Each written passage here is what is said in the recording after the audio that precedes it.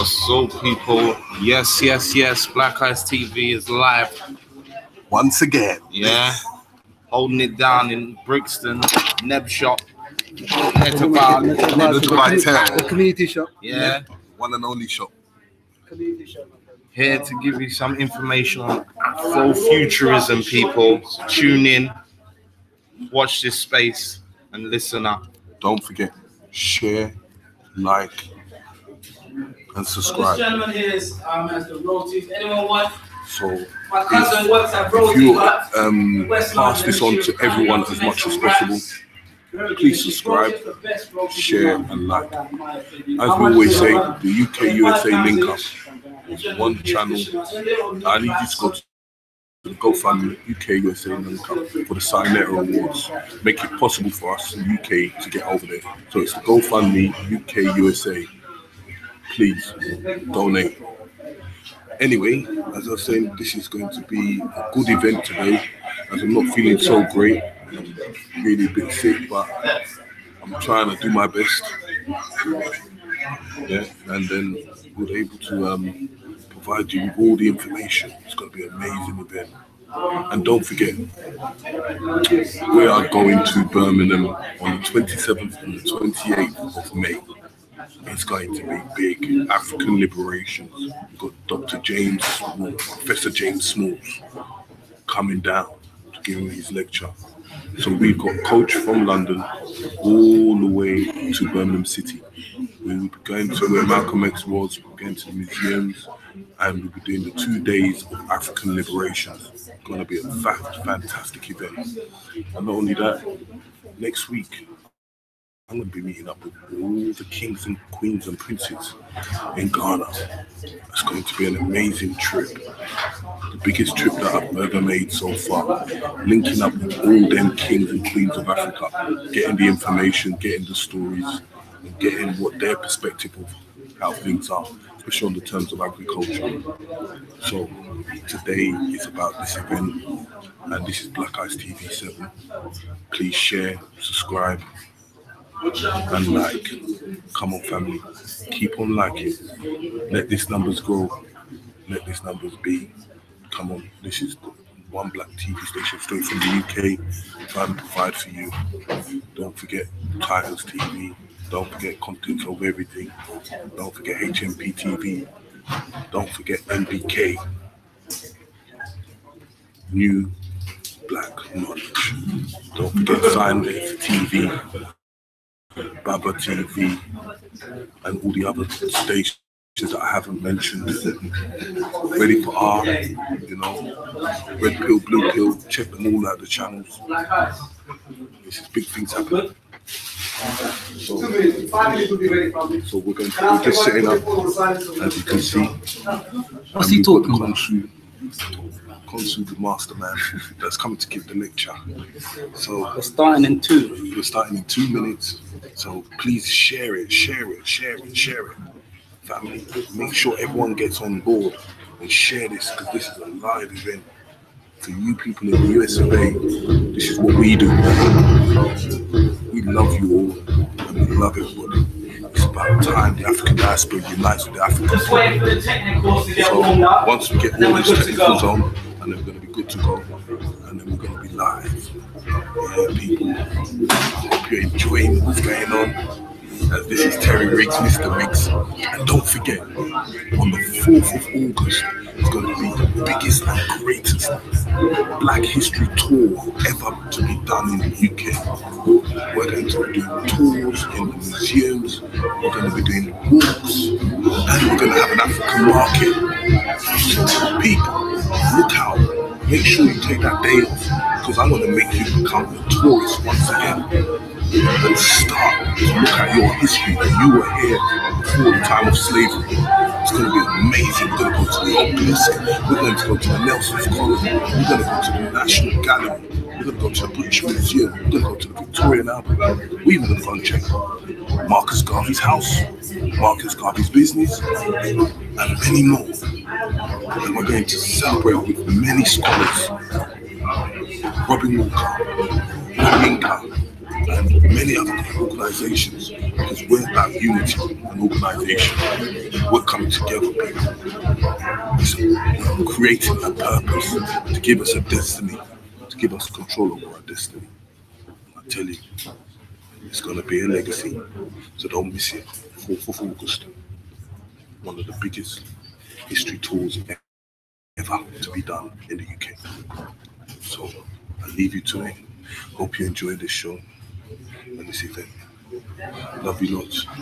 This is Terry, Mr. Briggs. I'm going to leave it to Professor KHONSU to do his job as we are all part of this team and this collaborate of the core.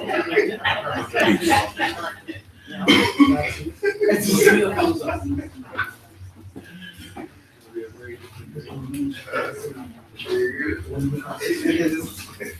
So, greetings, family. We were just doing we're just taking care of all the technicals and whatnot, so forgive the pause in the waiting. So I'm just going to check in with everyone before we officially start. We have Galactic Clyde here, who's going to do a presentation to start with. Does anyone know Galactic Clyde? Yeah. You know him? No. Galactic Clyde is phenomenal. Yeah. Galactic Clyde is not from here spiritually, right? He comes from the past. He comes from the ancients. And what does he do? He's a master teacher in the ancient mystery schools. He builds labyrinths in parks, literally like ley lines, but spiritually aligned. So if you walked around it, you can kind of tap in, and very serene experience.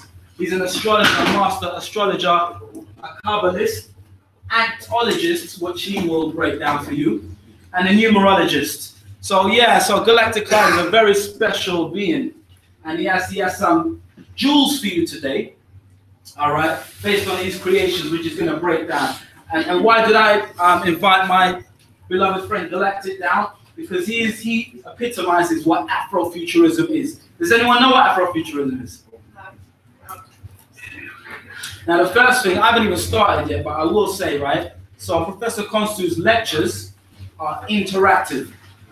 So I'm not going to sit here, you know, like in school. Like in school, like this is A, this is B, this is C, this is, you know, kind of like that. No. So I'm looking for interaction. So if I say something like, what about, you know? So interactive. If I'm going to stand here and you're all going to look at me and just look at me and look at me for a couple of hours, that's not Professor KHONSU's lecture. So I want some interaction. Any questions, any inquiries, anything you think or any. But we're not going to go into debate. That's the only thing, right? You know, some people, you ever been to a lecture and someone talks for like 10 minutes in the crowd, and they want to talk about, yeah, the conspiracy theory, but no, you know, it's like, well, what do you think about that? My opinion. No, we're not doing that, but we're doing a stimulating dialogue between us. Is that okay? Can I get amen? Amen. Can I get a louder amen? Amen. Thank you very much. All right. So how are we doing? How are we doing? We're good. We're good to go. Okay, so with that, can we give a round of applause? And I don't mean a round of applause, I mean like generating energy, all right, for this special talk. And can we introduce the great Galactic Clyde?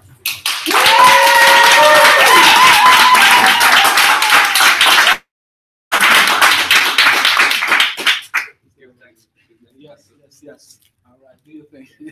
I'm gonna do it, yeah. I'm Galactic Clyde. As usual, I'm not doing the PowerPoint because I have a lot of PowerPoints here. Yeah? So, yeah, you get that, yeah? I have a lot of PowerPoints, so I'll talk about some of the stuff I have. But since we have the picture up, let me just give a breakdown of the picture. Anybody recognize what's in the background there? The drawing on the floor? No. Okay. This is the labyrinth.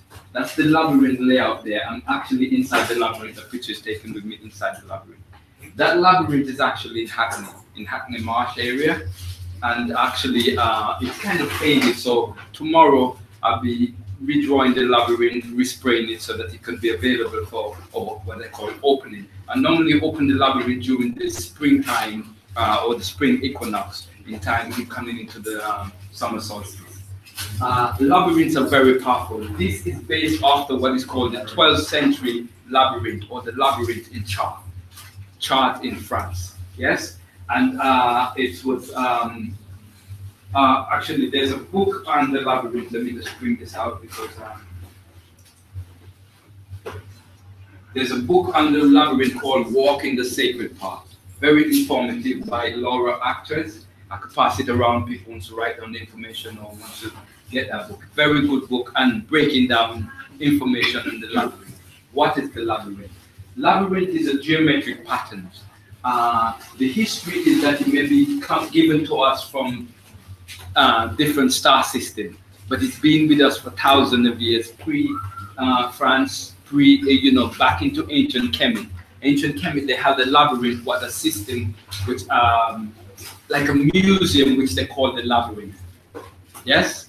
And what he said is it was a combination of all the kings or the great men of ancient Kemet. And there's a document by Herodotus. It said, in all of the information, everything in Greek, if you have to combine everything that is in Greek, it cannot compare to what the labyrinth represents in ancient Kemet. And he actually didn't see all of it because it's part of the initiation, and so certain places wasn't allowed, or certain people wasn't initiated into higher mystery, wasn't allowed to go into a certain place. And if you go if you get inside of the labyrinth, you need a priest or somebody who's really knowledgeable in coming out of the labyrinth, because imagine it's like a big museum and you got different levels on the ground and you got different labyrinth, but instead of the labyrinth just on a flat surface, you got piles, columns that you walk, and the different spiral that you will get lost within the labyrinth because you're not into the mystery system that is also connected with the labyrinth. Yes? Labyrinths help you to actually get into your unconscious self, help you to get into your soul journey, help you to understand why you're here. If you're stressful, or if you're going through certain things that you don't understand, it's good to make a walk or 1 or 2 walks. Walking into the labyrinth and walking in the labyrinth is different from walking outside of the labyrinth.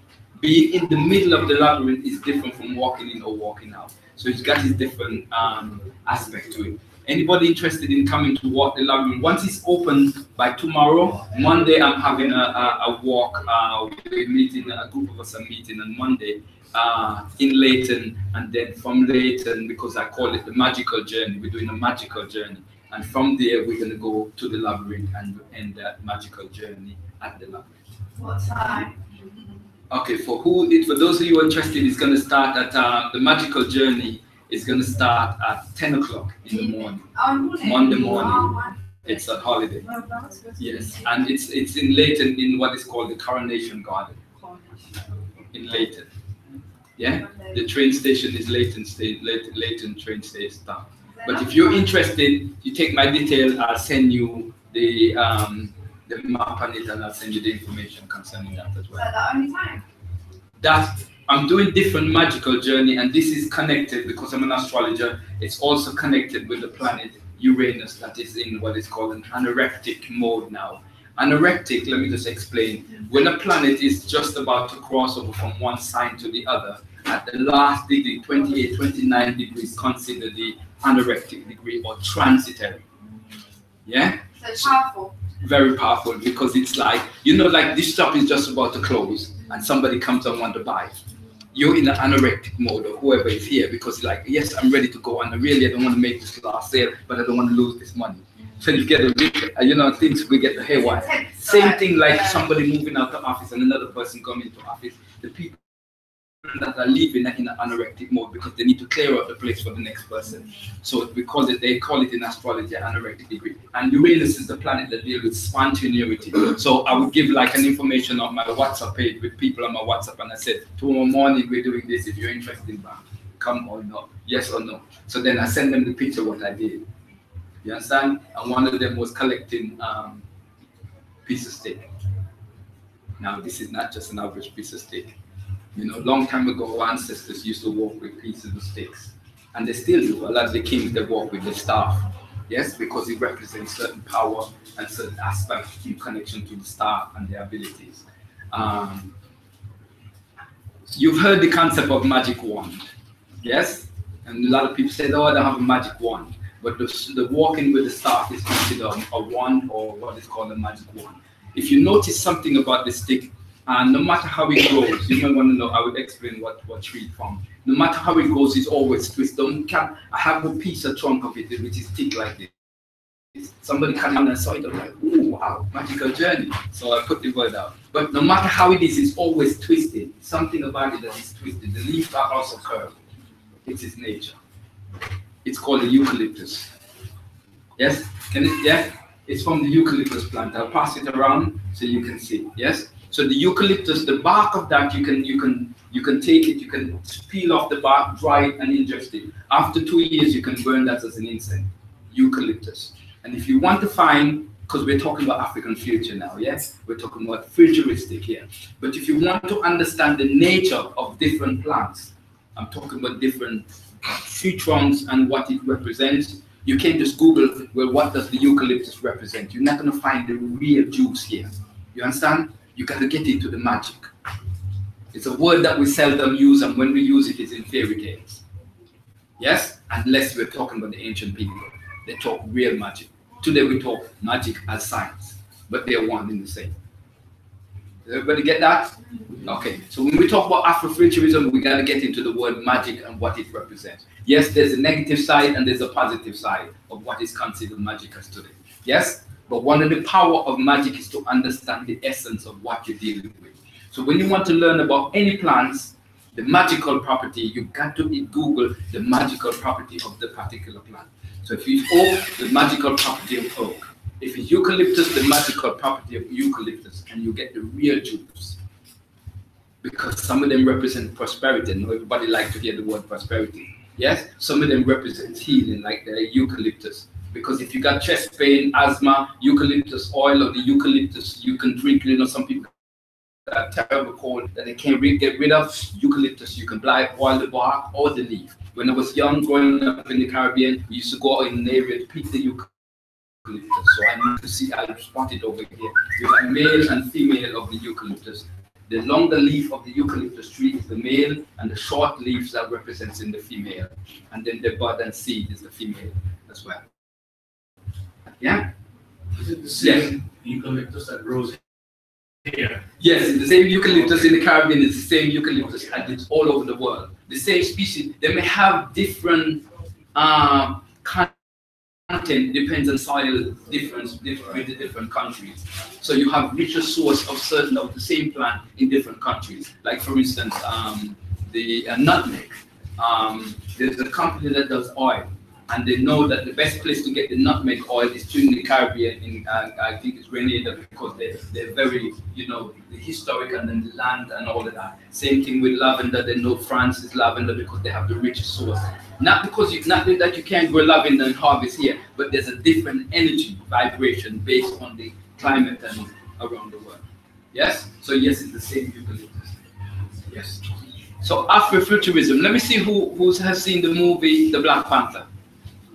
Everybody seen it? Yes? Does everybody see it? Yes? Black Panther. Is there anything that is kind of bugging about the movie that you don't understand?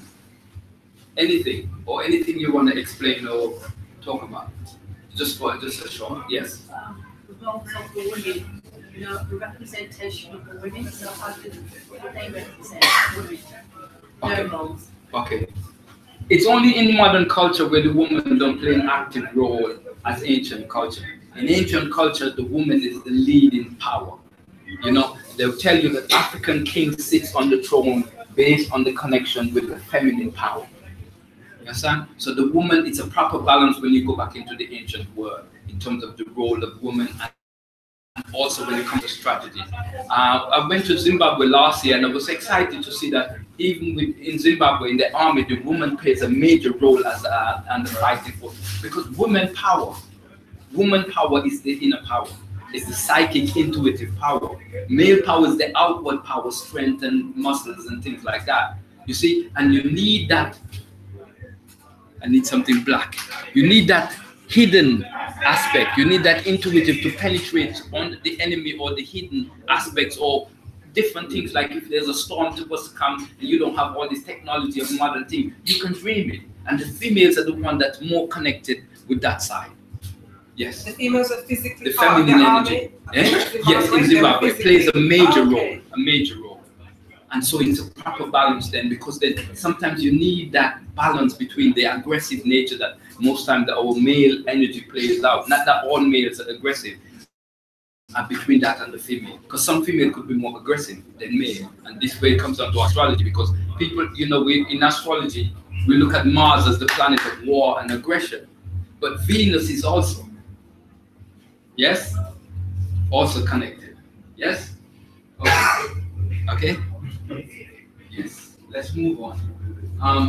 So we can take this, okay, everybody understand the labyrinth, just synapse and labyrinth. Okay, this symbol that I'm holding in my hand is called an icosahedron. It represents the geometric structure of water. Icosahedron. Okay, so what I'm holding there is like the elemental structure of water, what it would look like in that sense, it's geometric pattern. So when it's raining, it's like the geometric energies, you get the hundreds and thousands of these falling in terms of the geometric pattern. Yes. Sorry, can you remind me how many faces that icosahedron has? 20, 12, 13. Again? This is quite interesting because the reason why I said that because, you know, when you had that bus, that accident or the terrorism in London, or that pretend terrorism, she asked how many faces of the icosahedron. So it's actually 20, 12, 30. And the reason why I keep it like a rhythm like that, because going back to 7/7 London bombing, yes, the bus was number 30. Yeah, the issue that was the day before was the 2012 winning of the bid for the Olympics. Yes, 2012 30. Yeah. So, and you see what happens is like the day that they rejoice, and that the next day you had that bomb. And there's information about the inside jobs about that, and you know there's different things, but I don't want to go into that today. Yes, because there were some people that actually was in cars before actually the bus was blow up. Yeah, but that's a whole different story. Yeah. Yes. So how did you establish the structure of the water?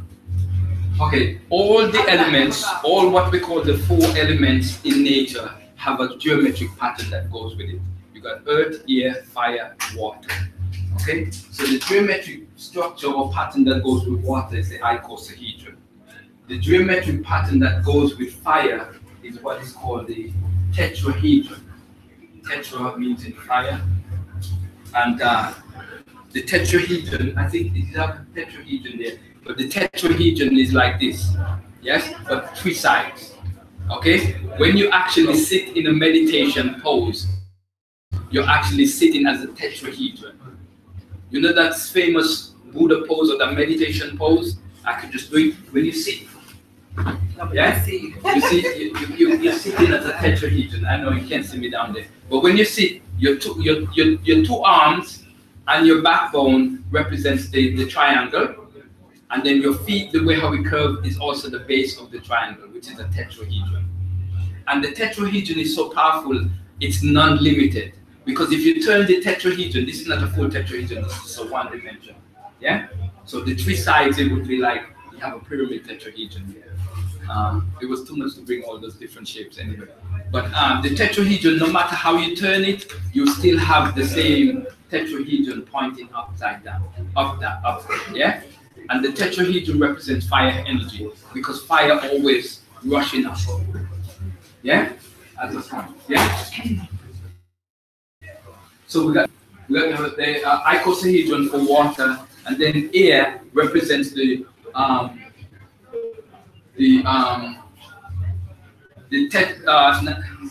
me go to earth. Earth represents the square. So the square box is the earth, the physical structure.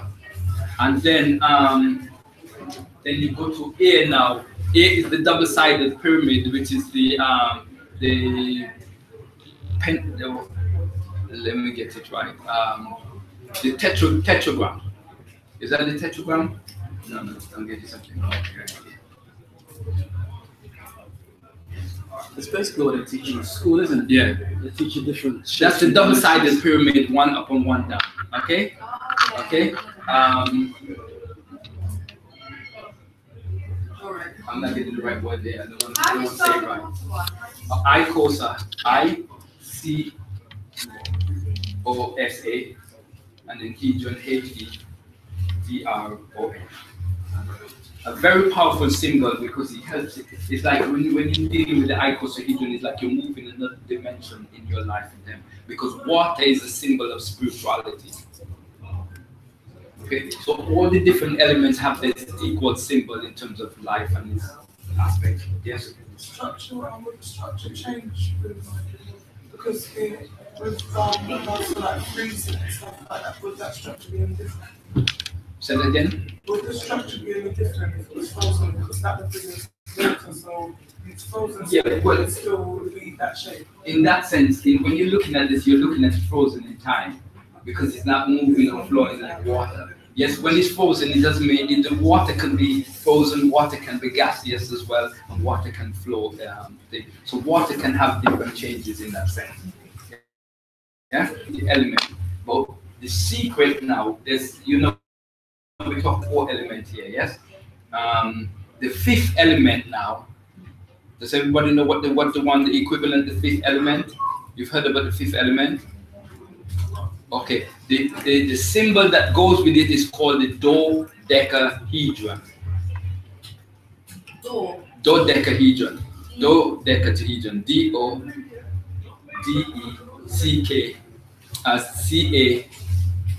and then hedron. Yeah?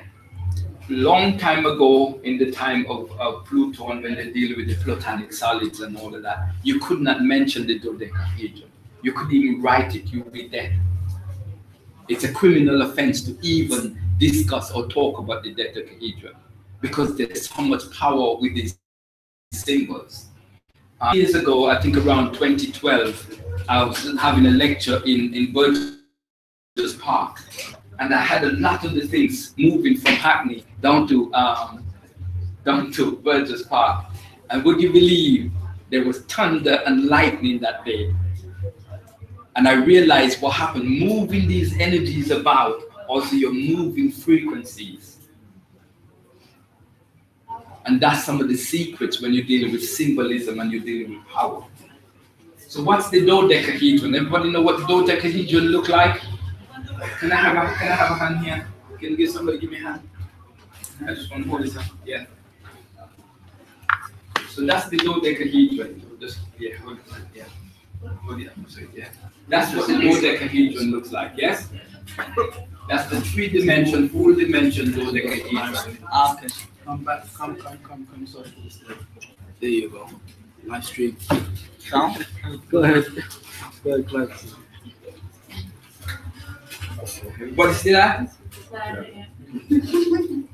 12 faces.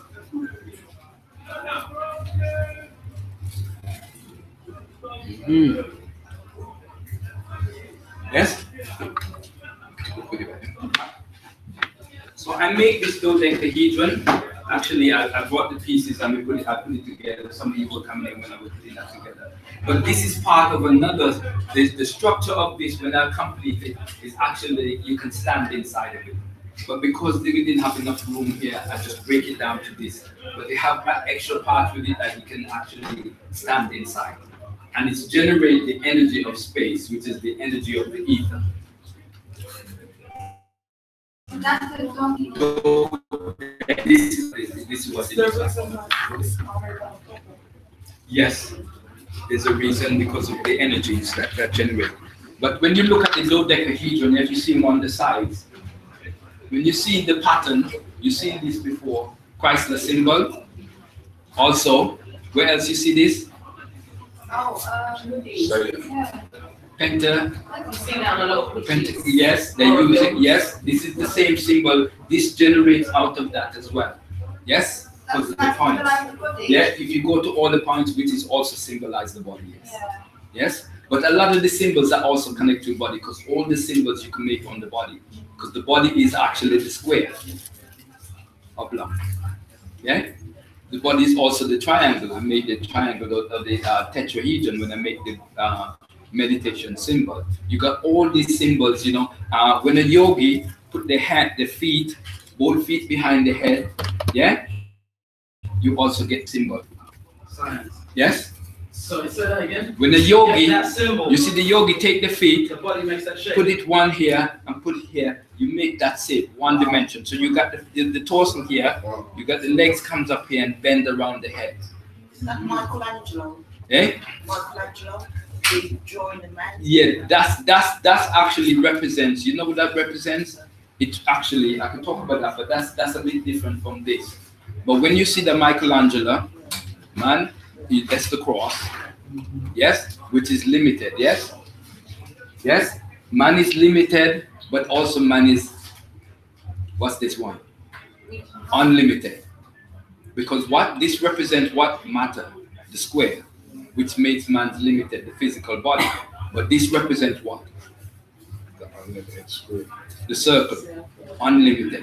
Always remember that. We're limited based on the physical body that we're entombed in, but we're also unlimited because of the spiritual prospect of ourselves, the spiritual body. You get me? Yes? So man is both limited and unlimited, and that's the mystery coming out of Kemet that Michelangelo put together in terms of that. You can see that also within the Kemetic system. Yes? So symbolism is very important to understand, because even in this day of, you know, the hardcore, you know, downward, all about finance, all about the square. Everything is about the square. Having a house, having a car, everything is square. You know, having something to eat, all connected to the square, the material, the physical body, or to house the physical body. Everything is, but we have to move beyond that physical confinement into the spirituality, which is the full circle. Yes? Because when we tap into the spiritual side of ourselves, we can know everything. Why? Because there's a side of us, our soul consciousness, that is all-knowing. And this is where the Black Panther movie comes in. Where did you see that in the movie? The all-knowing. There's a lot of codes in that movie, isn't it? Yes, the purple flower. The purple flower. Yes. It's symbolic of the ayahuasca, not the ayahuasca, but the iboga plant. Everybody heard about the iboga? Yeah. Ibogaine? No. Okay, there's a special plant in Africa, in the Gabon, in well, a lot of parts of Africa, Ghana and stuff like that, called the iboga or ibogaine. Yeah. And what it is, this is where Manhood Academy comes in. KHONSU. Say that again, sir. This is where Manhood Academy comes in. At a certain age, yes, in terms of initiation in Gabon, the youths go through a ceremony, Rites of passage. rites of passage, where they actually ingest the iboga plant. Right. And that helps them to tap into the spirit world and understand their mission for this world. So the Black Panther is reality via fiction, right? Yes, it's a lot of it is reality via fiction, because you could talk about all of that in connection to the what they call the emerald tablets. A lot of that stuff you can dissect it via the emerald tablets, because they talk about guide sources on other planets that are guiding this planet. Yeah. So the iboga is very powerful. I've known people that take the iboga, and I could talk about it because I'm not going to tell the name, but I know some people that could actually communicate with plants because of the power of the initiation or working with the iboga plant. Yes? Right, can you get it over here? There's some people do ceremony, iboga ceremonies. It's a bit of a hush-hush, because what happens, on some level is legal and on some levels is considered illegal. Yes? But any kind of addiction, don't care how hard a drug addiction or whatever addiction you have, that iboga can actually cancel it out. Yes? There's historical data on that.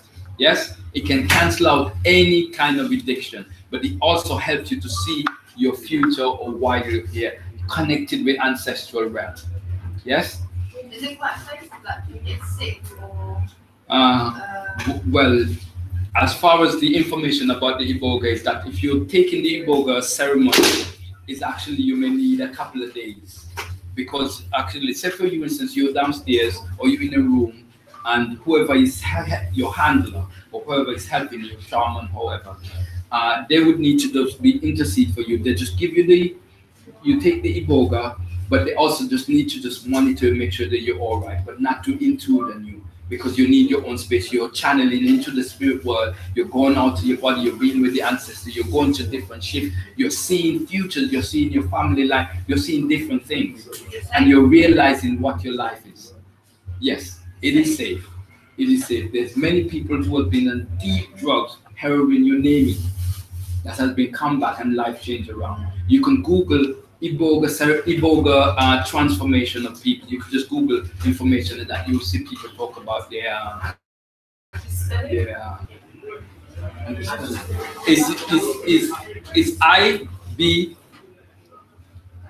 IBGO, Ibo, I think GA. Actually, the plant is actually in what they call the Kew Garden. There's a iboga plant in Kew Garden. In this book, you can see what it looks like. They have the plant in here, and it talks about the ceremony. But not only that, it talks about different plants that is actually help you to tap into your spiritual side, you know, and therefore understand the nature of why you're here, which is linked to your future.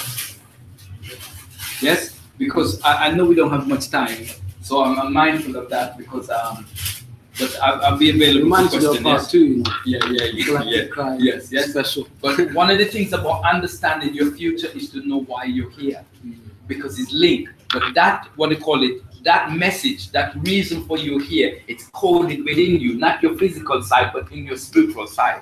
And this is why ceremony or spiritual practice, such as studying, you know, there's a saying in ancient Kemet, come from ancient Pekin, knowledge is the virtue of the soul. The soul is hungry. Can you say that again, please? Knowledge is the virtue of the soul. Yes? The soul is hungry. It's hungry for knowledge. And just imagine we feed it all kind of junk, or you feed that self all kind of junk. You really don't get to your core. So the real power of who you are, just wait. Wait. And this is why the ancient talks about coming forth by day, meaning flip the switch while you're alive. You know, don't recognize your spiritual source when you lay on, you know, horizontal. But while you're perpendicular, realize that there's more to you than what you know as your physical self. Square and the full circle. Full, yes? Very important. Yes? Respect. In terms of time, I'll respect the time, but you know, there's lots we can talk about. Yes? Sure. Yes. Go ahead. This is Plants of the Gods.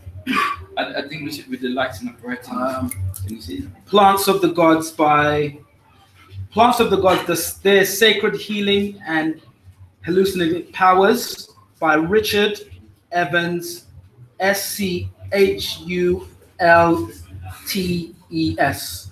I hope you got that, because I can't spell it again. This is for social media world. You got that? And on that note, I did not tell you he was not from here. Yeah. I mean, in terms of how he speaks, there's an ancient coming to the future right now. Afrofuturism in its essence. Thank you so much, Galactic Class.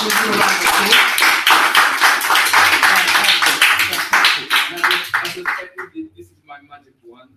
This was made back in the 90s. It's crystal and it's very powerful. But it's something that I keep for myself. I don't really pass this around for everyone. But yes. By the way, we're broadcast globally right now. Are we live? I keep on referring to this laptop here. So we're going live stream. And there's a lot of people that have picked up around the world, and they're checking in. So that's why I'm constantly, you know. Thank you, bro. That was so profound. Take it easy. Thank you. Yes. Okay. So how are we doing? Now I told you, when I do my lectures, I'm not gonna have like, how much, 30 people here. Everyone's just like, doesn't work like that, okay? So I see we started warming up. Some people start saying, so what's the name of that book? Can you say, what is that guy? You know, so that's more how I present, all right? So as I said, you know, if you have any inquisitive questions, please feel free. And on that note, I'd just like to say thank you to Brother Neb at the back. Can we give Brother Neb a round of applause? And what's beloved Queen's name? Remind me of Nora. They take care of this beautiful space here. And for those of you that don't know, Netta Vital has been around for over 20 years. That's why I say it's the cornerstone of Brixton, the community. They have sustained all kinds of recessions and whatnot, and they are still here. So I have one request, and that is, before you leave here, even if it's like a naked bar, you know, pick something up, all right? Because that just supports the process, you know? Because we're going to go Tesco's and buy a value meal after this. I'm just joking. But, you know, for £3, and Mr. Tesco, right, is going to get more fatter and fatter in his family. So let's support our local community. So please, before you leave, take a scan around and take a break and just pick up something big or small.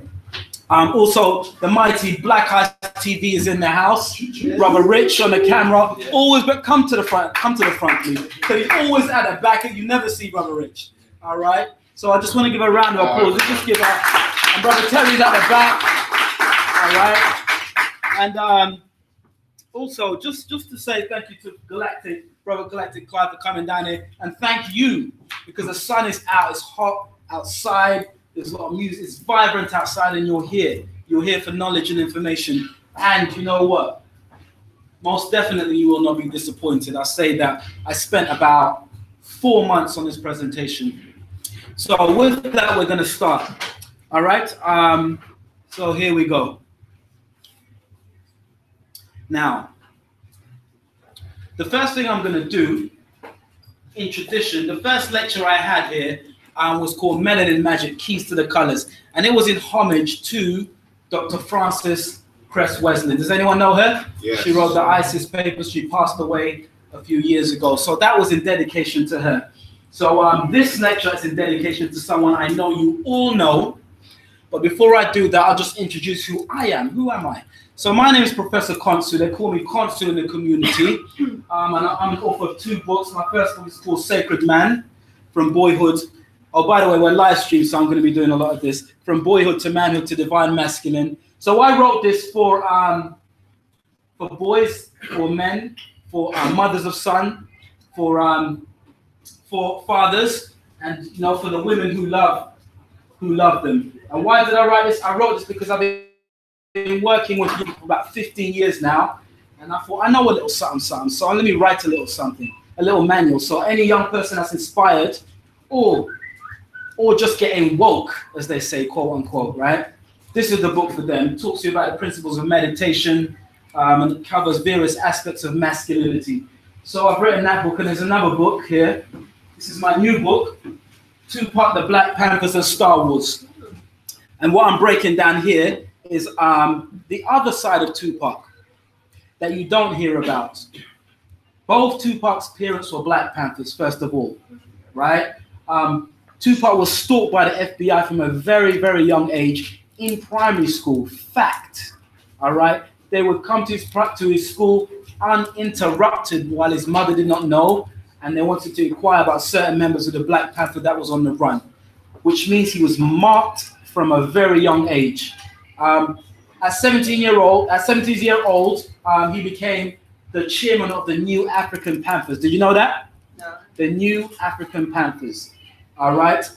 His gangster persona was actually a facade. All that thug life, yeah, Cristal, all of that was a facade. He was very conscious. What he was doing, he was pulling in the gangs of America, like the Pied Piper, right? And they were listening to him, right? Yeah.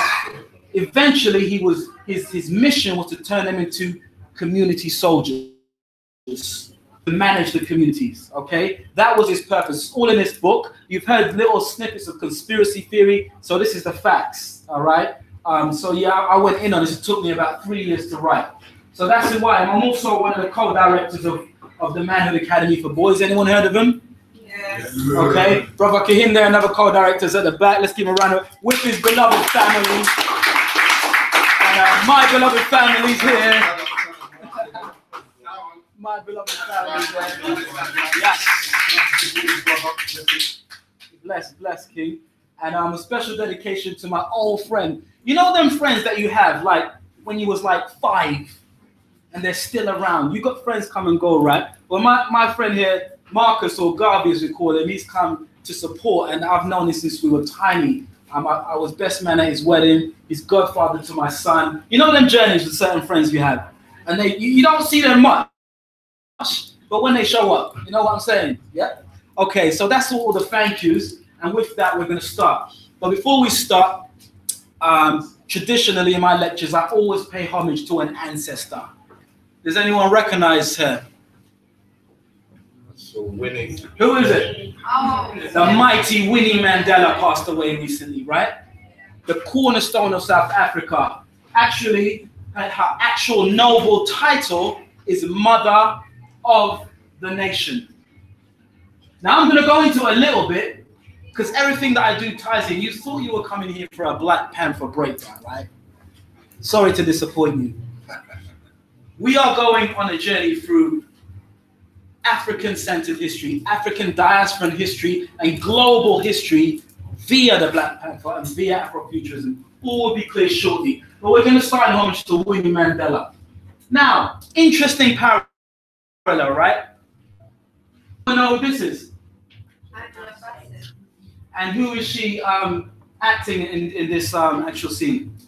Her name is Ramonda, Queen Ramonda, the mother queen of Wakanda, right? But who is Ramonda? When you read the comic books, because remember the Black Panther is about 5% of the whole narrative of the actual movie. When you get into the comics, and you know the comic, I'm a comic geek, right? So who is she?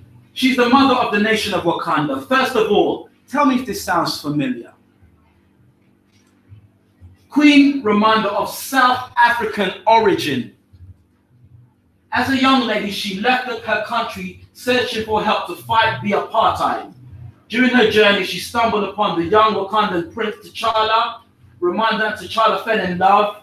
She stayed in Wakanda, and they eventually married. Sound familiar? How does it sound familiar, anyone? Please entertain me. How does that sound familiar? Yes. Is it Mandela's story in a way? It's a parallel to Winnie Mandela's story. Because Winnie Mandela was an advocate for apartheid, right? Which is the separation of black and white, coming into a country that's not yours and saying, we're taking this, and you can live on the outskirts in poverty, and we own this. She fought that all her life, right? Now, Ramonda, in the Black Panther phenomenon, the movie, she's also from South Africa, and she left her country looking for soldiers to help fight apartheid. So that's where the connection comes from. You get it? Can I get an amen? Amen. Can I get a louder amen? I could just get momentum. You know? So yeah, that's the connection. So let's take a look at Winnie, and I think we're gonna do a minute of silence, like we normally do with those that we honor. Okay, but let's play this first. Who is Winnie Mandela? And people of this country know that Mandela went into this country to do.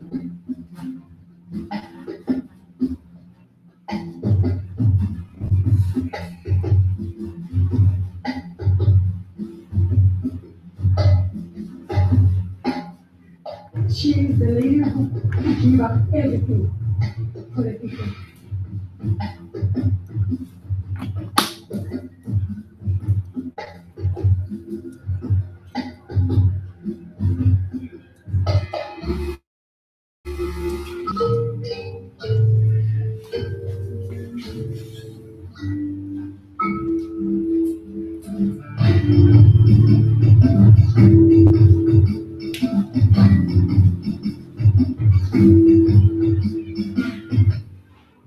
The mighty Winnie Mandela. So, in homage to Winnie Mandela, can we call her name? Can we call her name? Can we say Winnie Mandela after three? 1, 2, 3. Winnie Mandela. One more time. Winnie Mandela. Thank you. My beloved son Hada, I want you to come to the front. You're going to be like, no, I don't want to come. No, I don't want to. Daddy, why are you making me? This is my assistant, actually. Okay, this is my assistant. He helps me. He's like, Daddy, why don't you put the Black Panther cartoon on the You know, when I'm doing this, he's like, okay, so what else should I do? Now, there's something that I want you to say. Now, he was, you know, the children teach you. You know, the children come in to teach us how to be adults, right? Children come in to teach us how to be parents. So who's the real teacher? You know when you're doing this, but who's really teaching? The children are teaching us really how to be adults, right? So he was breaking down something. You know, what was the movie that we was talking about? Do you remember? Just shout it out. One word. It's one word. What's the movie? Do you remember? All right, whisper it in my ear. Whisper it in my ear. Huh? Coco. Yeah. Anyone seen Coco? It just was in the movies, right? It was in the movie. What is it about Coco that you was telling me? Go on.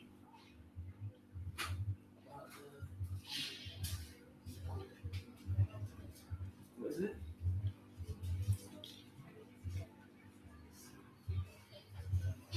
When you forget the ancestors, they fade away. Okay? When you forget the ancestors, they fade away. That's why I said call her name.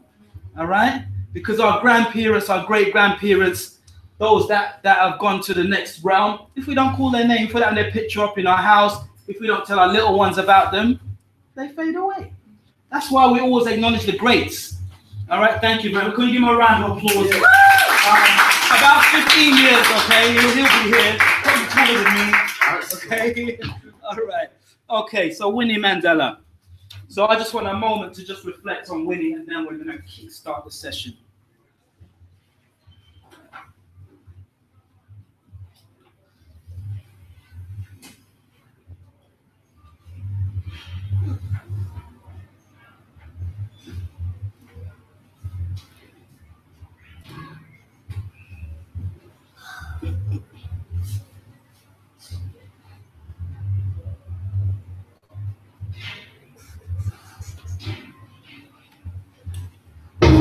On that note, we're going to begin.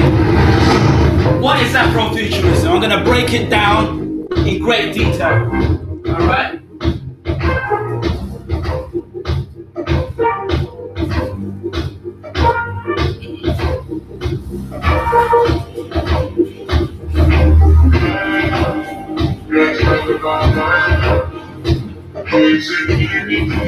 All of these visuals, it gives you a visual representation of what Afrofuturism is.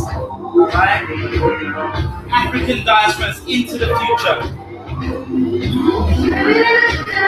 The Mali Empire, to Song of the Church. Remember Star Trek in the 60s? Erica Badu.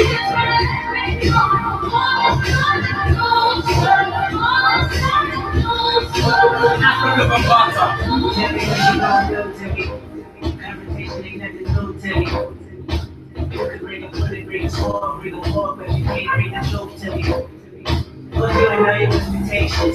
I don't even want your congratulations. Afrobeat.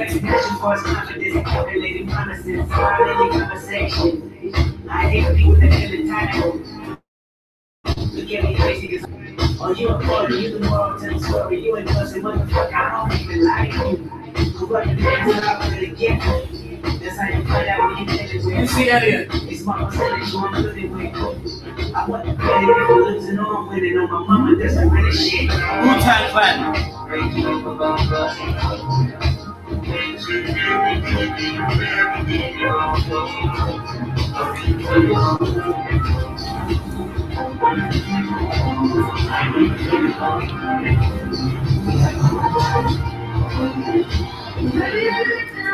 And let's not forget, we're raising funds for the Manhood Academy for Boys also. So that's one of the purposes of why we're here.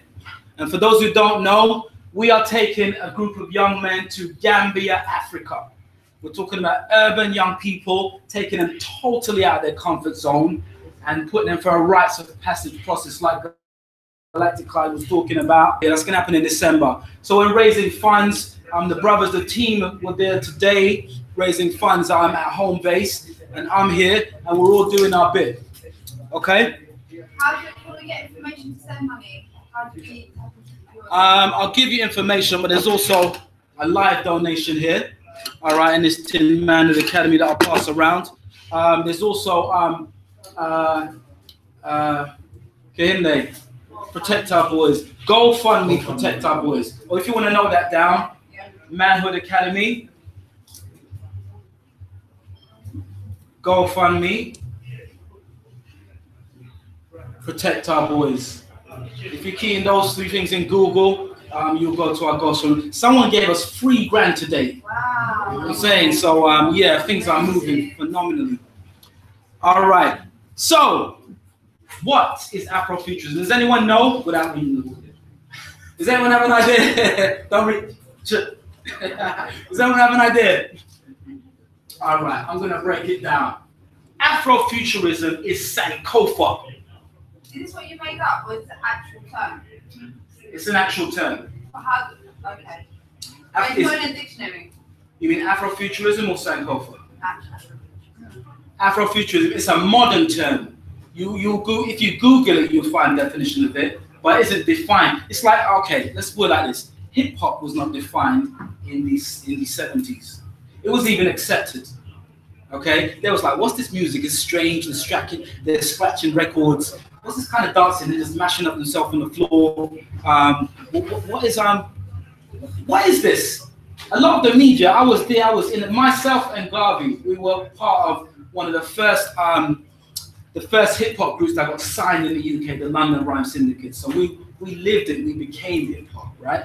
And when it started, mainstream media did not even acknowledge us. They was like, they would put us on TV. They would not interview us. They was like, it's not music. That ain't even music. What is that? Now it's the biggest cultural phenomenon globally. I'm saying that to say this. Afrofuturism hasn't been defined mainstream yet. Okay, it's a cultural phenomenon that is still being defined. Okay, so you can Google it, but if you go to Oxford Concise Dictionary, you're not going to find it. Okay, so what is Afrofuturism? Afrofuturism is Sankofa. Then what is Sankofa? Because I'm going to go deep in this lecture. Sankofa is a sacred ancestral term from the Akan people of Ghana, West Africa. Sankofa means we must go back to reclaim our past so we can move forward, so we can understand in the present why and how we came to be and who we are today in order to build for the future. What did I just say? Anyone? Don't think you're just going to stand there passive, you know, like. Can anyone define that for me? What does that mean to you? Yes. You need to connect to your groups. Exactly. Anyone else? The past is really important to determine the future. The past is really important to determine the future. Exactly. Anyone else? One more?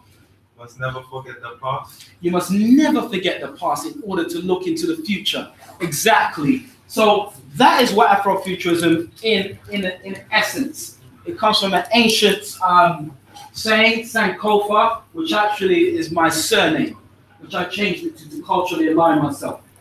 And there's a movie, if you can see in the corner here, for social media world, there's a movie here, a very good movie called Sankofa, made by an Ethiopian filmmaker. I would highly recommend everyone have that in their library. Profound movie.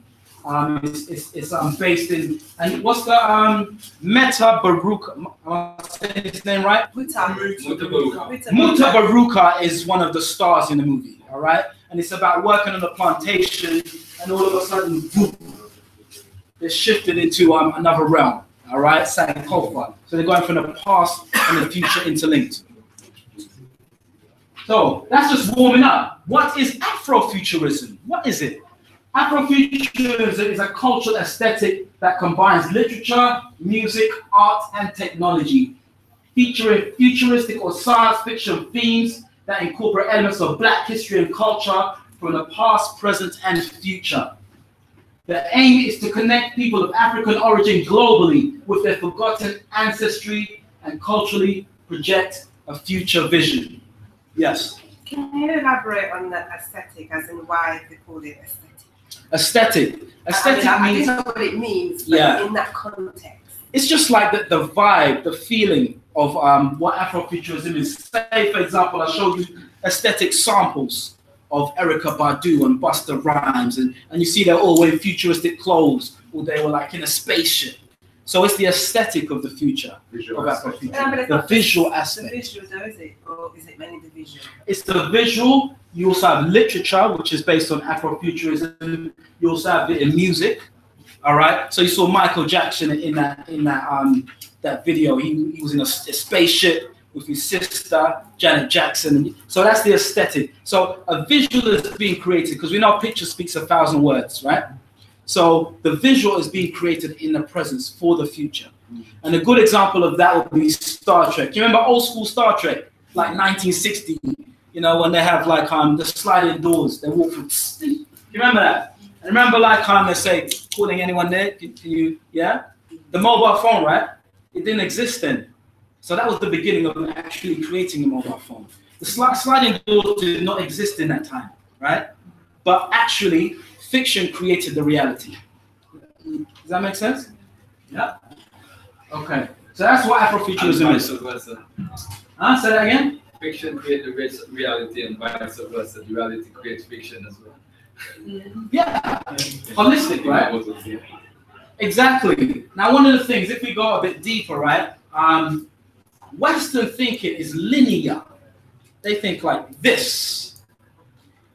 The Bronze Age, the Golden Age, the Platinum Age, the Iron Age. But actually, other cultures think of the context of history and time cyclically.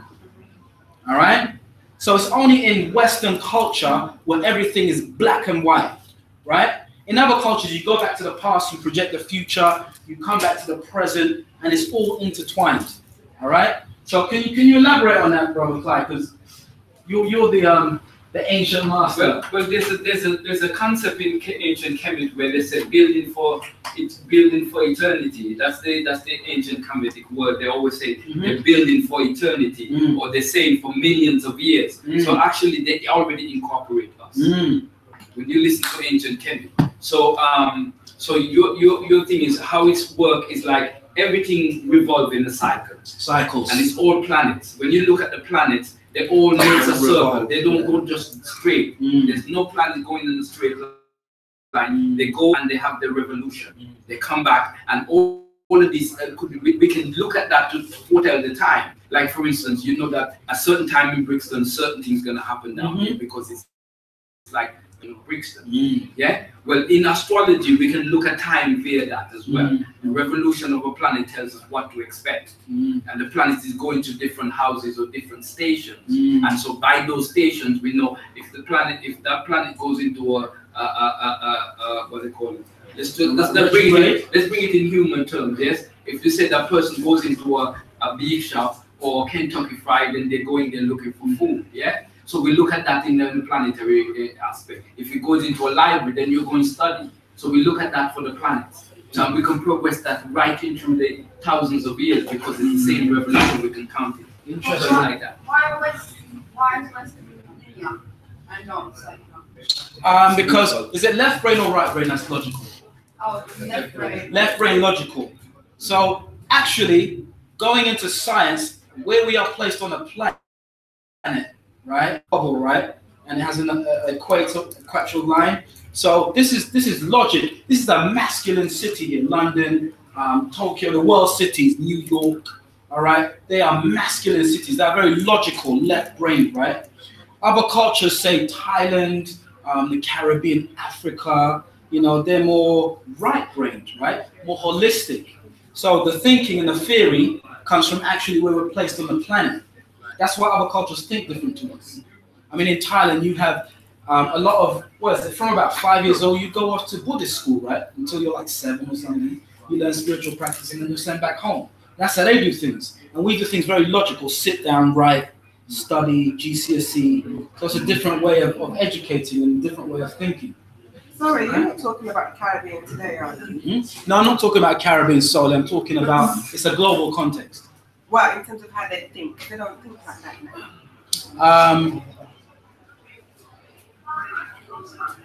I'm not going to get into a debate about a specific aspect, okay? I'm just saying that they are closer to the equator, which means that they think differently. Not only the Caribbean, Africa, parts of India, parts of China, the warmer parts, they think differently to Western society.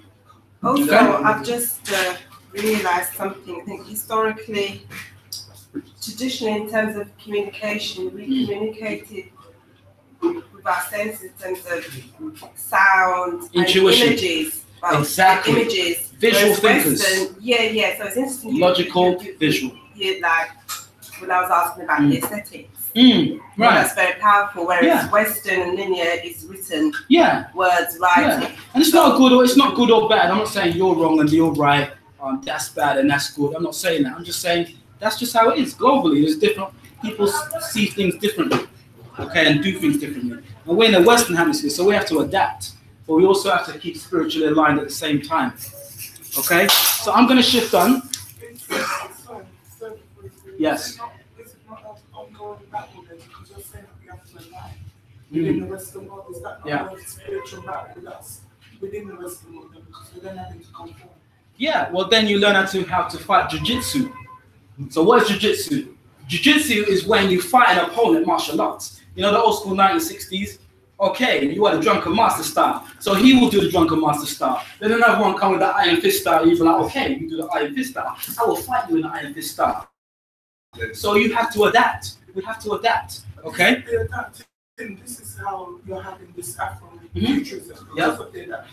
Because we're adapting and then we're conforming species that are like, and they showed us what's her name, yeah, with the space, whatever going on and everything like that. So that conforming and what have you to our environment, is that not creating Afrofuturism? Because we're going further and further away from our actual seed. Our actual seed, I would say that what we are doing, or what people globally are doing, is literally pressure creates diamonds, right? So what's happening is anytime, let's say globally, let's say it's for global justice, all right? Because Afrofuturism is to do with African diasporas, but we're talking about globally. There are people are not happy. They're like, something's wrong. See, people like Donald Trump, why are they running this planet? Something's not right. Not everyone's feeling something's not right. And we're always trying to escape that. And then someone or something, let's Illuminati, we could do that. But someone or something is just reining us in to say, nope, shutting that down. So our job is really to just be free. And that's a personal journey, okay? All of us have to have our challenges and triumphs in there, So we each and every one of us has our journey to be free and to free our children into the future. And that all ties into Afrofuturism. But now I'm going to break down Afrofuturism, okay? Via the Black Panther. So we're going to shift into the realm of Afrofuturism via the Black Panther. People are freaking out over Black Panther. An upcoming Marvel film based on the comic character from the 60s. These reactions are fair because Black Panther is about to be the example of blackness in superhero sci-fi. In Marvel's movies, Black Panther is the Avenger from Africa, which sounds like it could be problematic, but Marvel Stories does a better job using classic sci-fi movies. Movies that kill the black guy immediately, or have a something minority, or even ones that make us secondary so the heroes get their name and title. The reason these visuals resonate with people is because Black Panther is a great example of Afrofuturism. It shows numerous black people living in a future influenced by black culture. The best examples of Afrofuturistic work usually come from black artists. Writers like Octavia Butler, musicians like even contemporary artists like Janelle Monáe and Missy Elliott all contribute visuals of an Afrofuturistic world. Thrown a Disney budget, and Black Panther is Afrofuturism turned up to 11. Think of Wakanda, the fictional nation where the movie takes place. They have crazy ships, self-printing suits. They even have a rare bulletproof metal called vibranium, which is used in Black Panther's suit and Captain America's shield. Wakanda was sectioned off, so the advanced tech that you see was developed without outside influence, which makes Wakanda a very interesting thought experiment. What would Africa be like if it weren't affected by little things, like the slave trade or colonization? In some ways, Wakanda can be seen as an homage to the great African nations. Think Timbuktu and the Malian Empire, who were known for their riches, or ancient Egypt, who were known for their technological advancements. All of this is why Black Panther feels so cathartic.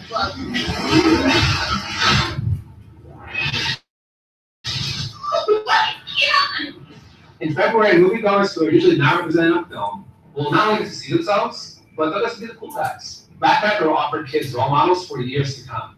And Halloween costumes. Look at this cute kid What's most important is that for 2 hours, Black people will be transported to a world where cops don't kill Black kids, and systematic racism is non-existent. The significance of Black Panther is not that a Black person is the hero.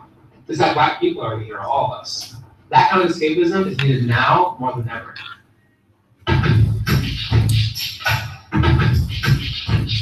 So here's more of the aesthetic of what Afrofuturism is. Can you see it? Okay, this kind of is what I was breaking down, yeah? Come on, the futuristic royal queens in gold. Erica Badu going through maybe the Sahara Desert in silver costume, like an extraterrestrial.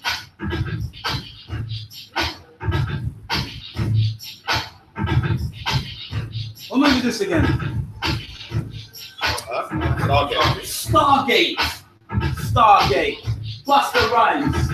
His depiction of coming to America in a futuristic sense.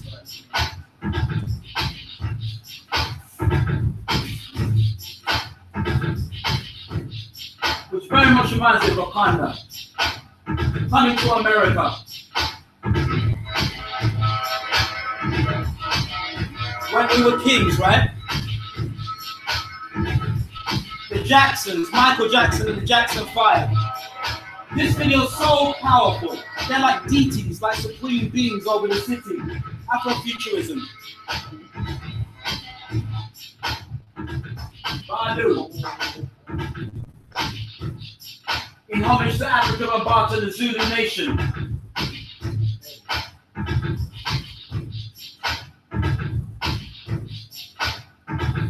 Hip-hop essentially is Afrofuturism in its purest form. Outcast. Atlians, A-T-L-I-E-N-S, Atlians, their album.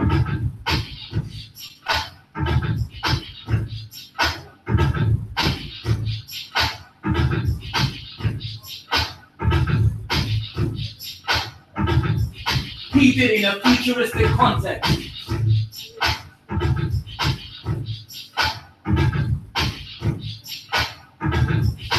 And of course, Kendrick Lamar's latest video.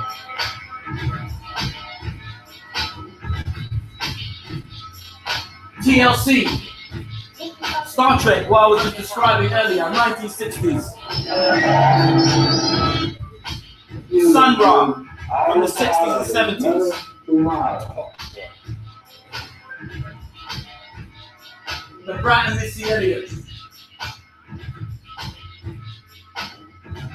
Michael Jackson.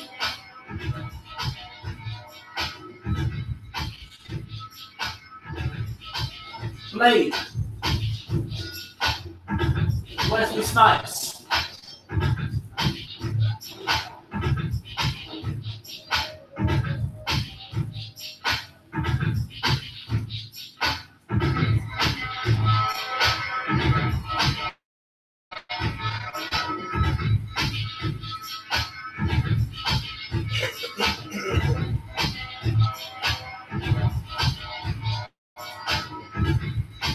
Wu-Tang.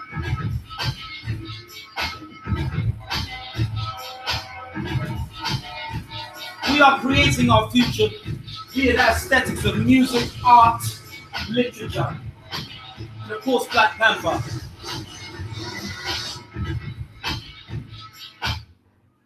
All right, so you get that? Can I get amen? Amen. Can I get a louder amen? Amen. Yes, thank you. That took me about 2 months to edit, you know. I was like, oh my man. Daddy's like, Daddy, what are you doing? 1 second. Okay, so let's move on. This is for you, beloved queen. I'm like painting a picture of what aesthetic means, okay? So this is some more, all right? Afrofuturism in terms of the context of art, right?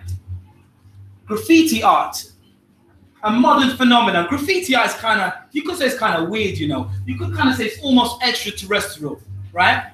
Because if you, let's make the analogy of Egyptian hieroglyphs, right? So they would excavate and they'll say, what's this unusual writing? We cannot decipher it. It's in a context we cannot define.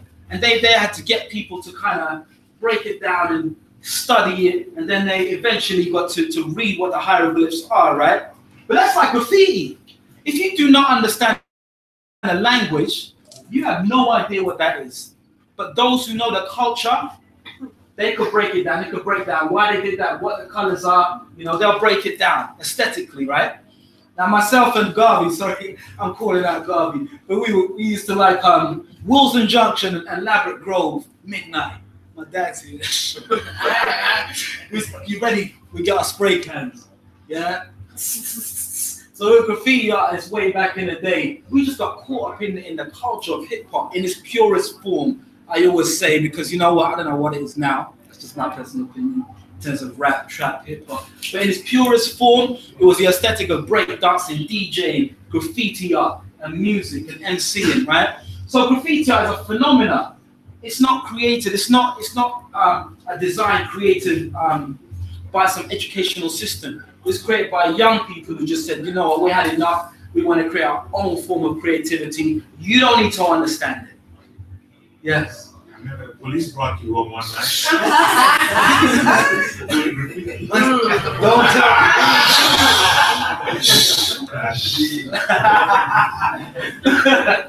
Anyway, I'm going to swiftly move on.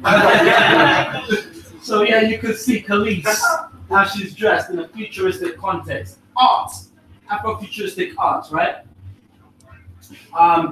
Basquiat, the 1980s artist, 70s, 80s artist.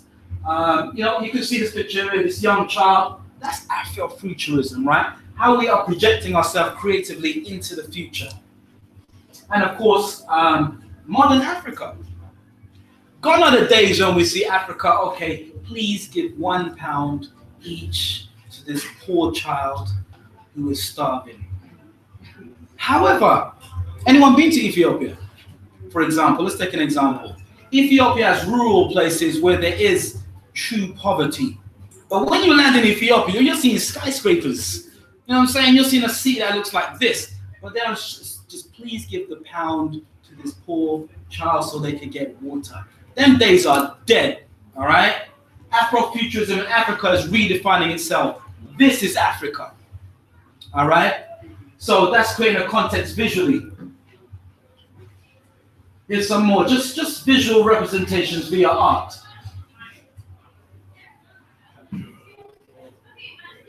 So let's move on. So what do I mean by ancient future? This is where Galactic might be able to help me out. Ancient future. Can anyone define what I mean by that? Can anyone guess? Or are you too shy to guess? It might So unravel the past. Huh? So unravel the past that's already has things that's been already invented. Things that have already been invented. Anyone else? Say that again.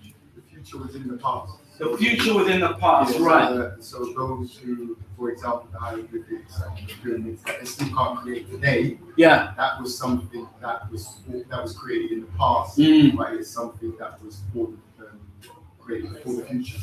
Very interesting. Right, pyramids that were created in the past that they still can't figure out today. It was created in the past, but it's still here in the present and future. But thank you for reminding me about that, because I remember I saw a National Geographic documentary, right? And you know these white coat scientists, very logical in mathematics, you know, geeky. And it was like, this is the Great Pyramid of Giza.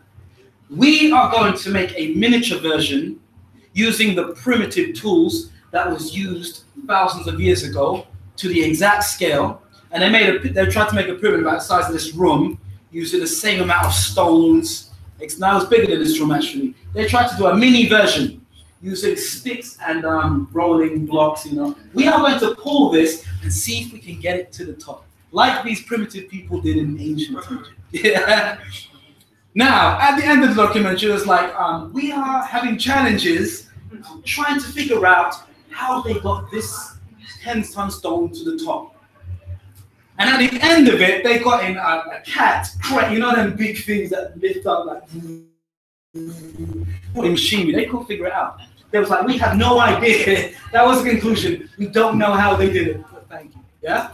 So what am I saying? Galactic, do you want to expand upon that in terms of the pyramids? I'm putting you on the spot, but I know you can break it down. Do you get what I mean though? It's quite patronizing to think that we are so advanced. We're going to break that down, yeah? Actually, when you talk about ancient future, Yeah. there's documentary about our ancestors discussing the future. Ah. What they needed to do, where they needed to hide certain information, the technology, but they needed to also leave the writing for people to actually help them to advance spiritually. So what they did, just like the computer system today, they've written a lot of the information on the pyramid in terms of help us to actually tap into our soul consciousness. But in terms of the technology that they were using and how they're able to grasp certain things, they decided to bury that information. Right. This book is a very good book that actually touches on the subject of discussion about the future. Very powerful book. What they said, there's a discussion with Imhotep, and then what they said that they needed to pass the information down the generation, but they're thinking of different ways to do it. They're having a discussion. And what they said, the best formula they could come up with is that all the priests studied the sacred writing. Right. Study good. It's in the book. After they studied, they need to go and impregnate their favorite or their wives, the one of the chosen wives. They need to impregnate that and pass the information down the generation. Right. That's ancient future. It's in that book, discussion. Which goes into Tantra, right? And the sciences of that. Yeah. So what happens, they digest the information and then pass it to the genes. So they say somewhere in the future, one of us was going to pop up with that information. And they said if many of us do, all the better. It's in the Now that is illogical to Western society, but that is a spiritual practice of our ancients. All right. So the book is called "The Secret Waters of the."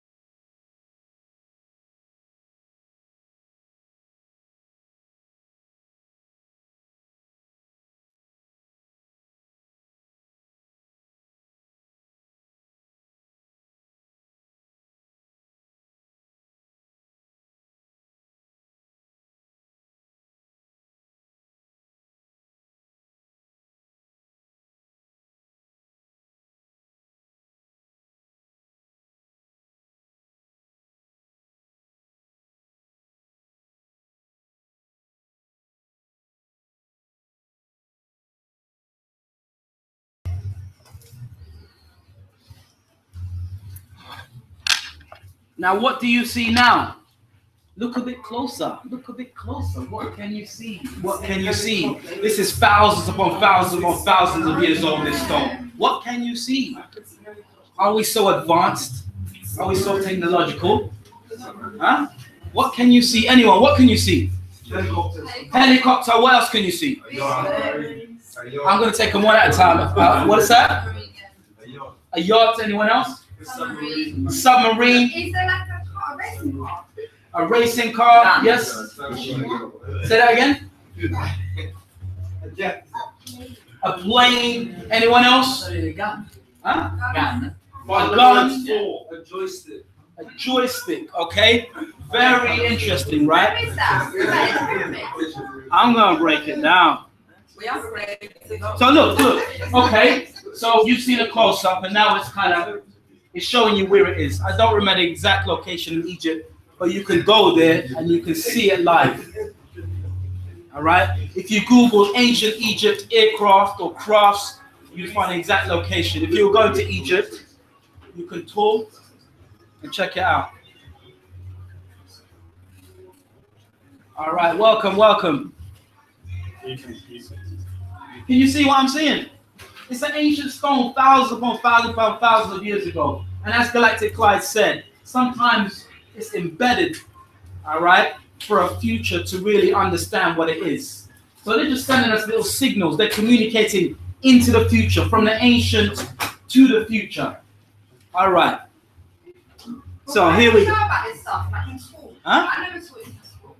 You didn't say it in school. Yeah, we got Egypt. Yeah, ancient Egypt. You didn't learn it in school, but you did ancient Egypt. What did you learn? These primitive people, they used the logs to make the pyramids. Yeah, that's what they taught you, right? But as I said, Western culture is very linear, right? So if There's theories that they use lasers to build the pyramids, or collective meditation, levitation to get it to the top, right? That's unfavorable to Western academia. They can't even like how, you know, other cultures like, oh yeah, we did that thousands of years ago in Thailand. You know, other cultures are like that. But Western culture is very hard. I'm not against Western culture, but I understand it because I've studied both sides. All right, so I'm not dissing Western culture. I'm just saying there's an other side we are not being taught in school, for example. Okay, so so all will be revealed. So on this stone, we have suggestive of a helicopter and a submarine, the one in Star Wars, that's Craft. Yeah, it looks very, in fact, it looks exact almost, right? You see it here? Very similar. And this is actually on a live stone in ancient Egypt. And if you look here, what's that in this corner? Bottom left. What is that? This is thousand more. This is our own stone, huh? A barbecue. A hamburger. Or 2 aliens with something in the middle. Yes, Queen. Just not to be awkward, but how do we know those images are not edited? Photoshop. How do we know those images are not edited in Photoshop? Because they're written in stone. Because they're written in stone, they can be carbon dated too, and you can go to Egypt. I wish I'd actually referenced exactly where. You can go to Egypt and see them. You just go on a tour and say, oh, these are what are suggestive of spacecrafts from 20,000 years ago. It's there, you can see it. Okay? So definitely not Photoshop. Because if you Google that, ancient Egyptian flying crafts, you'd find it, you see documentaries on it. People break it down and whatnot. All right? But the camera can lie these days, you are correct. All right. So, we ain't even started Black Panther yet, you know. I hope you guys, you know, you're going to have some mental stamina, you know, because we're going to go in. So, can you remember this scene? Who's seen a Black Panther? Yeah. Who hasn't seen a Black Panther? Oh my God. My big brother is like 9. Yes, you have. You've seen it about 4 times. You ain't seen it yet. We got to go cinema. That's just what I'm telling him. Do you know what I'm saying? He's trying to say, yeah, Dad, man. Why didn't he? Okay, so let's go back to a scene. They could not call it in the movie the British Museum. Do you remember when he was in the museum? He's like, what's this? This is vibranium, actually. Remember that scene? Yeah. Why couldn't they actually film in the British Museum? Why? Anyone? They made up the Museum of Britain. Do you remember that? Yeah. Why? Shall I tell you? Yeah. Because it's political, right? If they were in the British Museum doing a Black Panther movie and they asked, can we just film your artifacts, please, from thousands of years ago for our movie? That would open up a whole can of worms. Then there'll be politicians around the world saying, you know what? We've asked you one time, 10 years ago. We asked you 20 years ago. We asked you 30 years ago. Now we're asking you again. Give us back our stuff. Yeah? They could not use the British Museum because that would, and it has actually opened up a political debate if you Google it. People are saying, well, you know what, just like in a Black Panther, you actually did steal our ancient relics, and they're still in your museums. And now we have to petition to get our stuff back. It's a whole political debate, yes. I'm just going to want to give reference to the sister's question, asking the question regarding where they can find that information. It's in the Temple of Abydos. The Temple of Abydos. Temple of the Safety first. For social media world, the Temple of Abydos. The Temple of Abydos, okay? All right. Sorry. Thank you for that. Yes? I see it's 2 different arguments. You made a valid point, but I wouldn't, for film purposes, I wouldn't have expected them to use the real museum anyway. But in terms of the artifacts, that's different. And I would support that. It's just 2 different things. Yeah, I mean, it is a live debate. But for example, in I think the latest James Bond movie, they used, where's it in Vauxhall? What's it called? The MI5 building. They used that. They filmed that. You know, it's like it was live. They didn't have to make a a copy of it, replica for the movie. They used it. So there was a political reason why they could have called it the British Museum when it actually looked exactly like the British Museum, and it's called the Museum of Britain. But I'm digressing. But I like to say, if you go to the Africa wing, the Sainsbury African Galleries wing of the British Museum, you will see similar depictions to what was in the Black Panther, like the Benin bronzes, which you have here. If anyone who's been to the British Museum and seen the Benin bronze, when I look there, I'm like, how do they do that? I mean, they have like thin hair, but it was made out of bronze, which was a cast iron heat, you know, molding. How do they do that? It's phenomenal. Anyway, I digress again. The Museum of Britain, Eric Killmonger in the Black Panther movie, he says, now tell me about this one. And the museum guy says, yes, it's from Benin, 7th century, Fuller tribe, I believe. And he's like, nah. It was taken by British soldiers in Benin, but it's from Wakanda. And it is made of vibranium. Don't trip. I'm going to take it off your hands now. So the museum guy, these items are not for sale, actually, sir. How do you think your ancestors got these? You think they paid full price for it, or did they take them like they took everything else? Do you remember? Yeah. Yeah? Okay, very interesting. I'm going to break down Eric Killmonger, but was he a bad guy, really? Is the question. What do you think? No.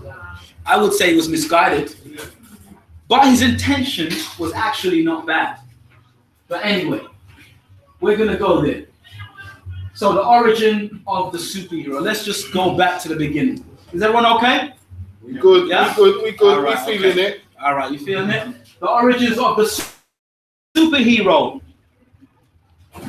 The superhero mythos. So when we go to comic magazines, superhero, Iron Man, Thor, etc., Greek mythology, superhero, Pegasus, etc., all of that stems from an original source. The original source is ancient Egypt. A lot of things come from ancient Egypt, actually. Superhero, actually, the etymology of the word comes from super Heru, or Heru, who is a supreme being. Could we turn our phones off, please? Anyone who got their phone going on? Thank you. So Heru, supreme being in ancient mythology. So Heru fought Set to avenge his father, who was cut up into pieces and thrown away, and his wife had to put it back. So it's mythology, right? Which sounds unreal, but they say within all mythology there is some truth. So the ongoing battle depicted through books, science fiction, comics, and movies comes from the core of the battle between Heru, who's the hero, and Set, who's the bad guy. You see it depicted through. Can anyone give me examples of movies where one's fighting the other, one's a good one, one's a bad one, and they fight? There's so many movies. Anyone give me examples? Entertain me. Superman and they're kind of both secret, but one's not good and one's not bad, really. Say that again? Okay, the Joker, yeah, that's a good example. So the Joker's the bad guy and Batman's the good guy. And if you think throughout all movies, even like gangster movies, even like, you know, you'll see throughout all kinds of film, you'll see the same ongoing recurring theme of the good and the bad, Heru and Set. So that's the core of where it comes from, or its origins, right? So let's go back. Let's break it down before we go forward. So the Black Panther is my favorite part. You reckon? Okay, so the Black Panther's first appearance was in Fantastic Four in 1966. So he appeared alongside the Fantastic Four, and this is the original comic. That's the first ever appearance of Black Panther. You can actually buy that. If you bought the original, it would cost you about 100 grand. Then you can buy, you know, the copies. You can go Forbidden Planet in the West End, and you could pick up a copy of that. Can I put it up there? 1966, you say. And okay, we're gonna go there. Okay, you're gonna go there. Yeah. Okay. We're gonna go there. Yeah. But did you know, a bit of trivia? Did you know that Storm, in actual fact, in the comic, in Marvel universe, is Black Panther's wife? They didn't do it in the movie. Remember, from Wakanda. From Wakanda. Remember, in movies you get like about 30%. In the book, you get the full context, right? You ever read a book and then watch the movie? Like, why change it? Yeah. So obviously, I don't know, for whatever reason, and they put her in, maybe whatever reason, you know. But Storm is actually Black Panther's wife. Sorry, Storm of X-Men is Black Panther's wife. Yeah, let me get it right, okay? So that's real. Can I prove it? Yeah, it is a comic. Look. Forbidden Planet. Where is it? Covent Gardens. You get all the comics. You get a big thick book like this of all the editions of the Black Panther. All right. So this is them. This is the Black Panther proposing to Storm in the comic in Marvel Universe. Will you marry me? Okay. And this is their marriage. You can see the marriage ceremony. You got the Wakanda priest vowing them in, and at the marriage ceremony in Marvel Universe was Iron Man and Captain America. Everyone was there. All the superheroes were there. Yeah. Interesting. Now it'd be phenomenal. Actually, in a movie, Storm was his wife. You know. So this is their wedding in Wakanda. All right. Who wrote this? Who wrote this story? The creator's called Stan Lee. Stan Lee. Yeah, an American writer. Okay. Okay. Of European origin. But he's a phenomenon. I love Stan Lee. If you Google him, he's just a cool guy. Stan Lee's so cool. And he said, when there was a recent interview, they said, what is your most exciting superhero in terms of being made into a movie? This was a couple of months or years ago. And what did he say? Out of Iron Man, Thor, Batman, etc. What did he say he was really looking forward to be made into a movie? The Black Panther. Why? All right? Because I guess the richness of the story. It has a real richness to its origins. Okay? All right. So here we go again. All right? So they met. The story is that Black Panther met Storm when they were very young. And she was, I think she was a street orphan or something like that. And she helped him to find his way somewhere else. There's some kind of story behind it. But they met very young, and they couldn't be boyfriend and girlfriend when they were young because he was a king and she was a pauper, and eventually they found each other. All right? Isn't that a cool story? I think they should make a whole movie of it. How are we doing for time? What's the time? Do you want to take a break or do you want to continue? How are you feeling? It's 10 past. It's 10 past 8. Okay, you're hungry. What would you like? We got rotis here. Yeah. Which can you take care of Queen here? Yeah. 10 past 8. 10 past 8. Okay. All right. Well, I think the majority say continue. Yeah. You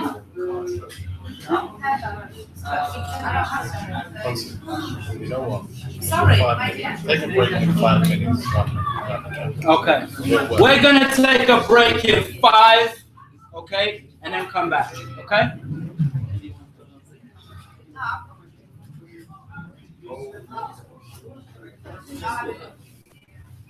This looks like a natural break now. Natural break.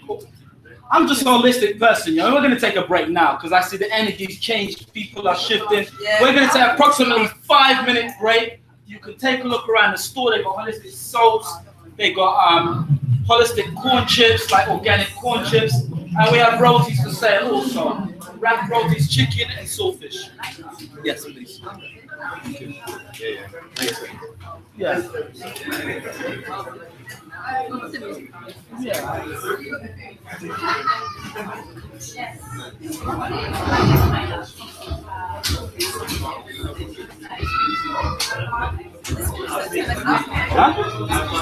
Around 10.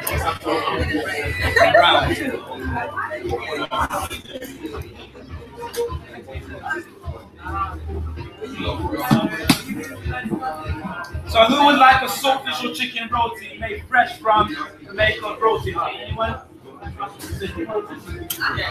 Wrap what?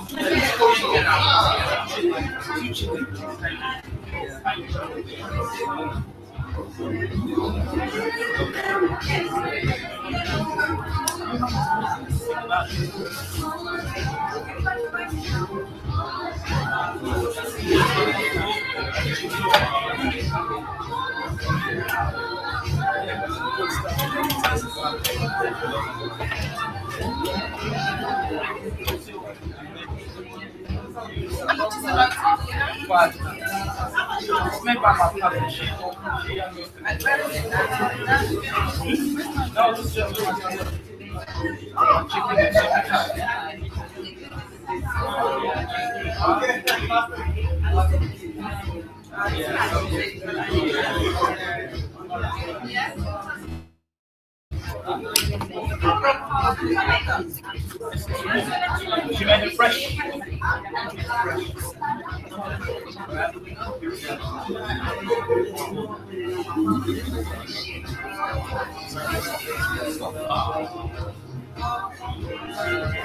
One second.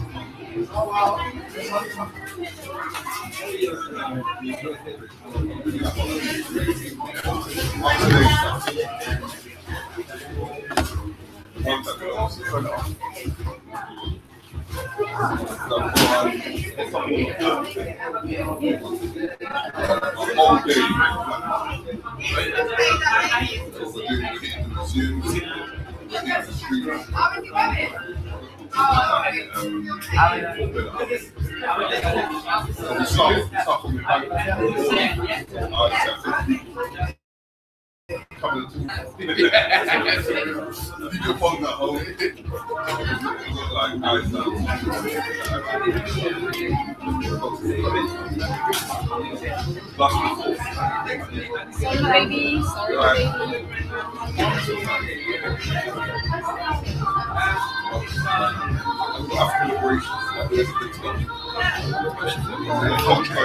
I would like to because we also Yes, no, first.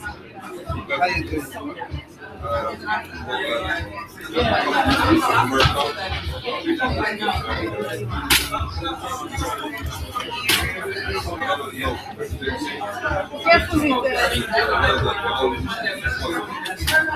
Thank you.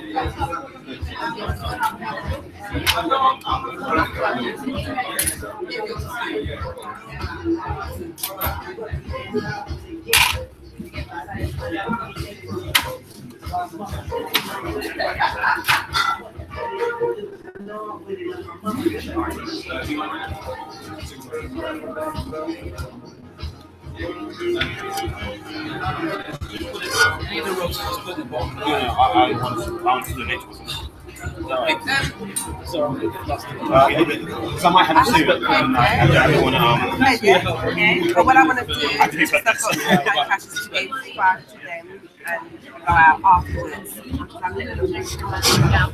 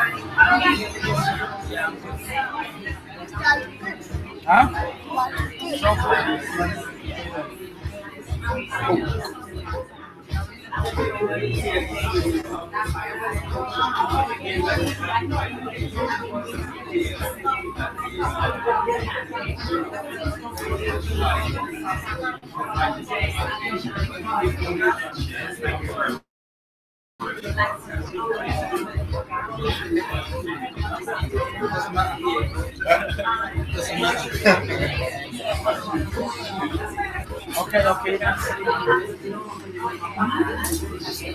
Come on.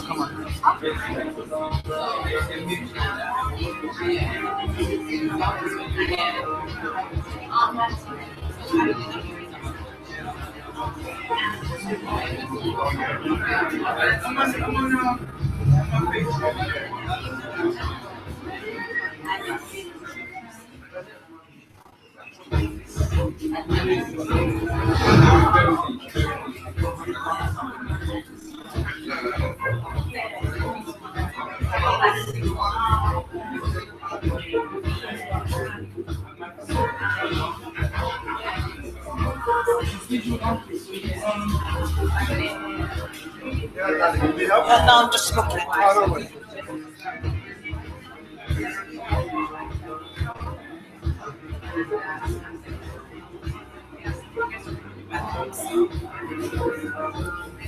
This is the leaflet. You can read about it. Also, reaching the black symbol benefits. The doctor is told about it.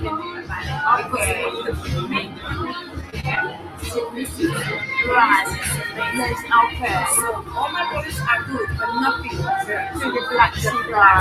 Okay. And what about that? Okay. Here.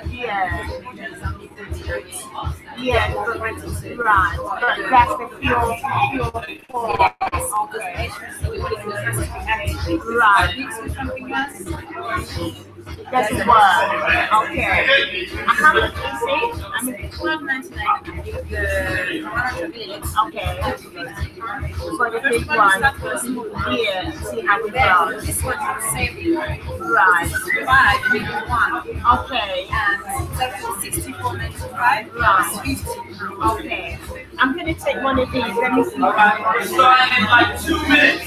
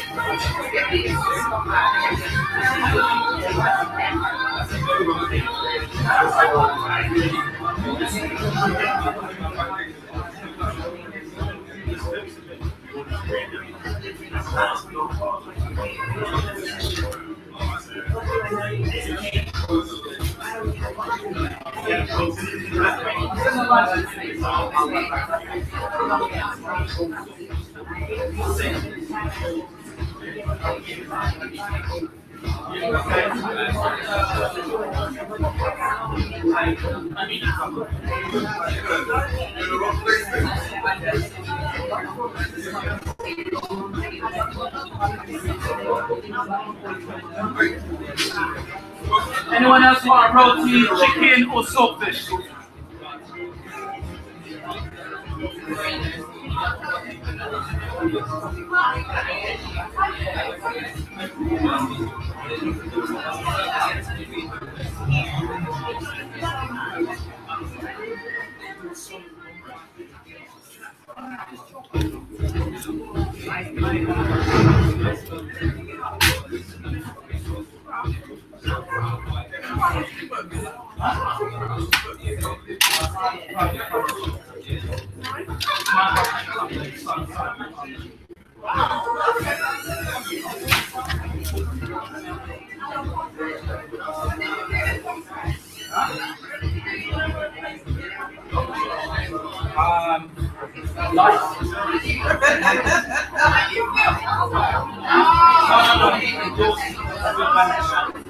Phenomenal lecture.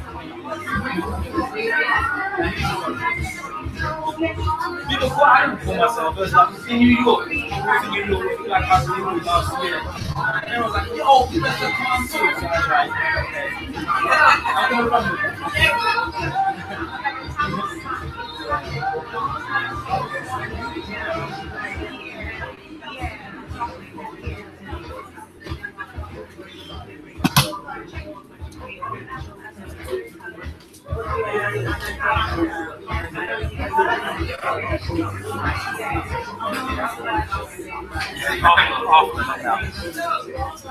Routine.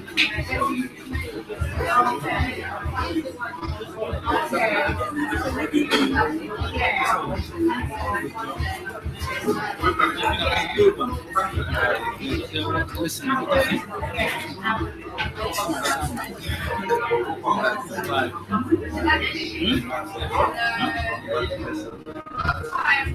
Come. No one ain't gonna tell you. Alright, we will be starting that very shortly.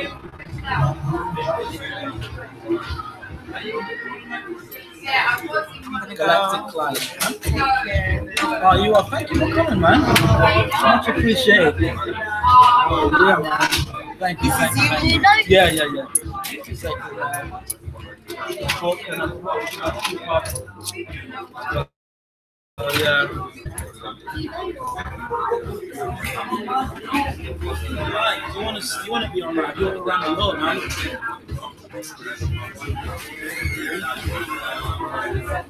What's your what? Have you got a client for this? I want to get my son one.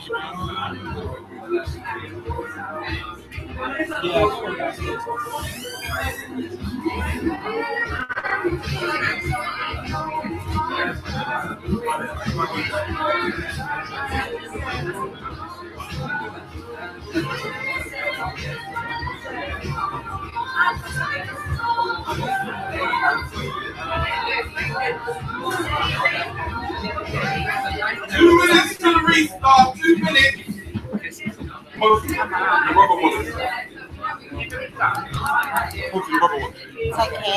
All right, take care. Thank you, Queen, for coming.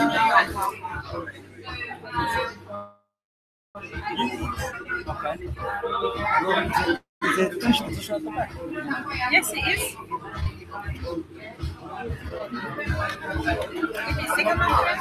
You okay? Yes, perfect. Sorted there. Anything you need? Just this. Oh, you take it.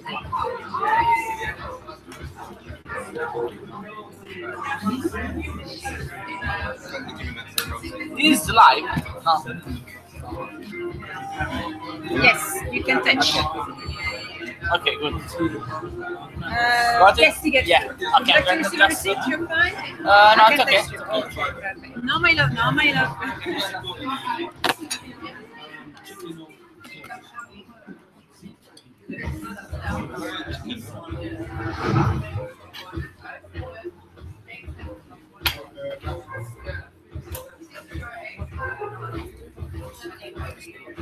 $85. Yeah, thanks.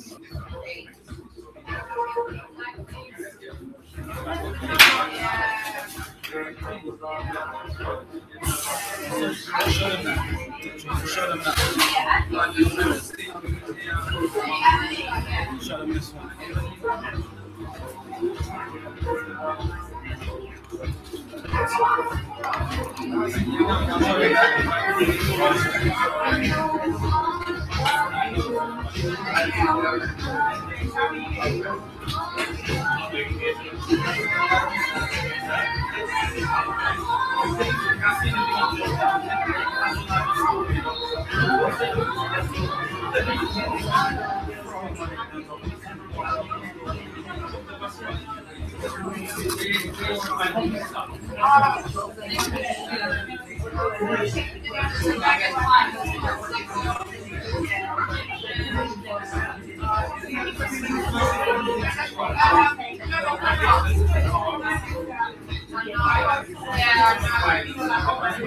This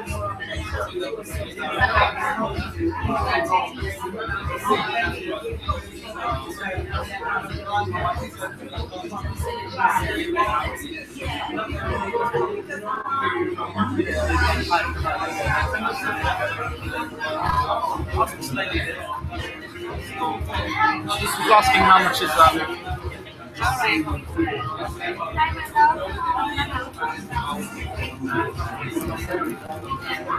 all right, we're starting shortly, okay?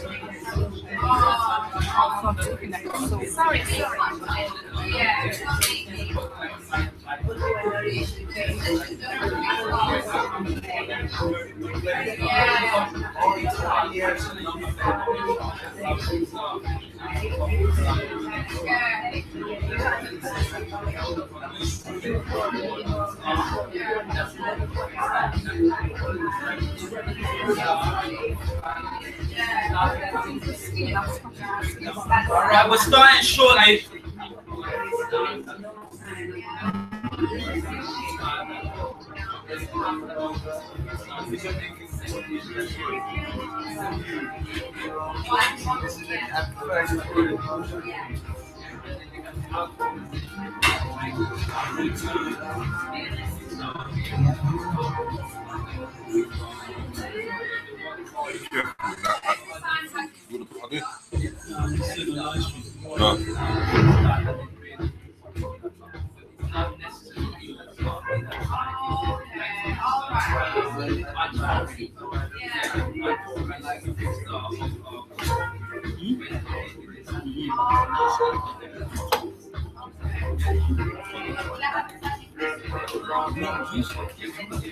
Yes.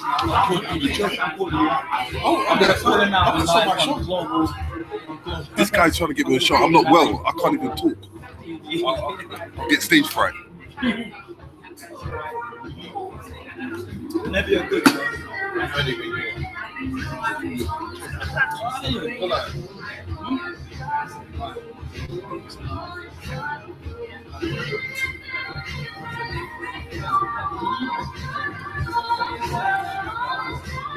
Go Funky, USA. All right, people. I hope you're enjoying the broadcast so far. We're about to kickstart again. Yeah. Hey, Riggs, grab that. That side's sinking. Hold it for a second. Yeah.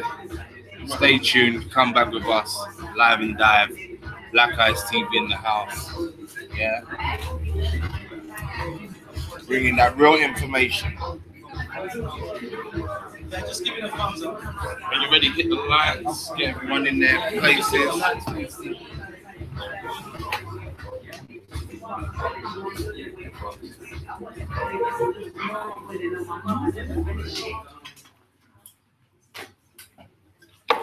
Okay, we're good.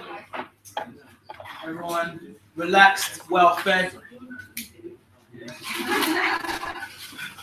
So the thing about Professor KHONSU is I just really just support everyone around me. So the roses are made by my cousin.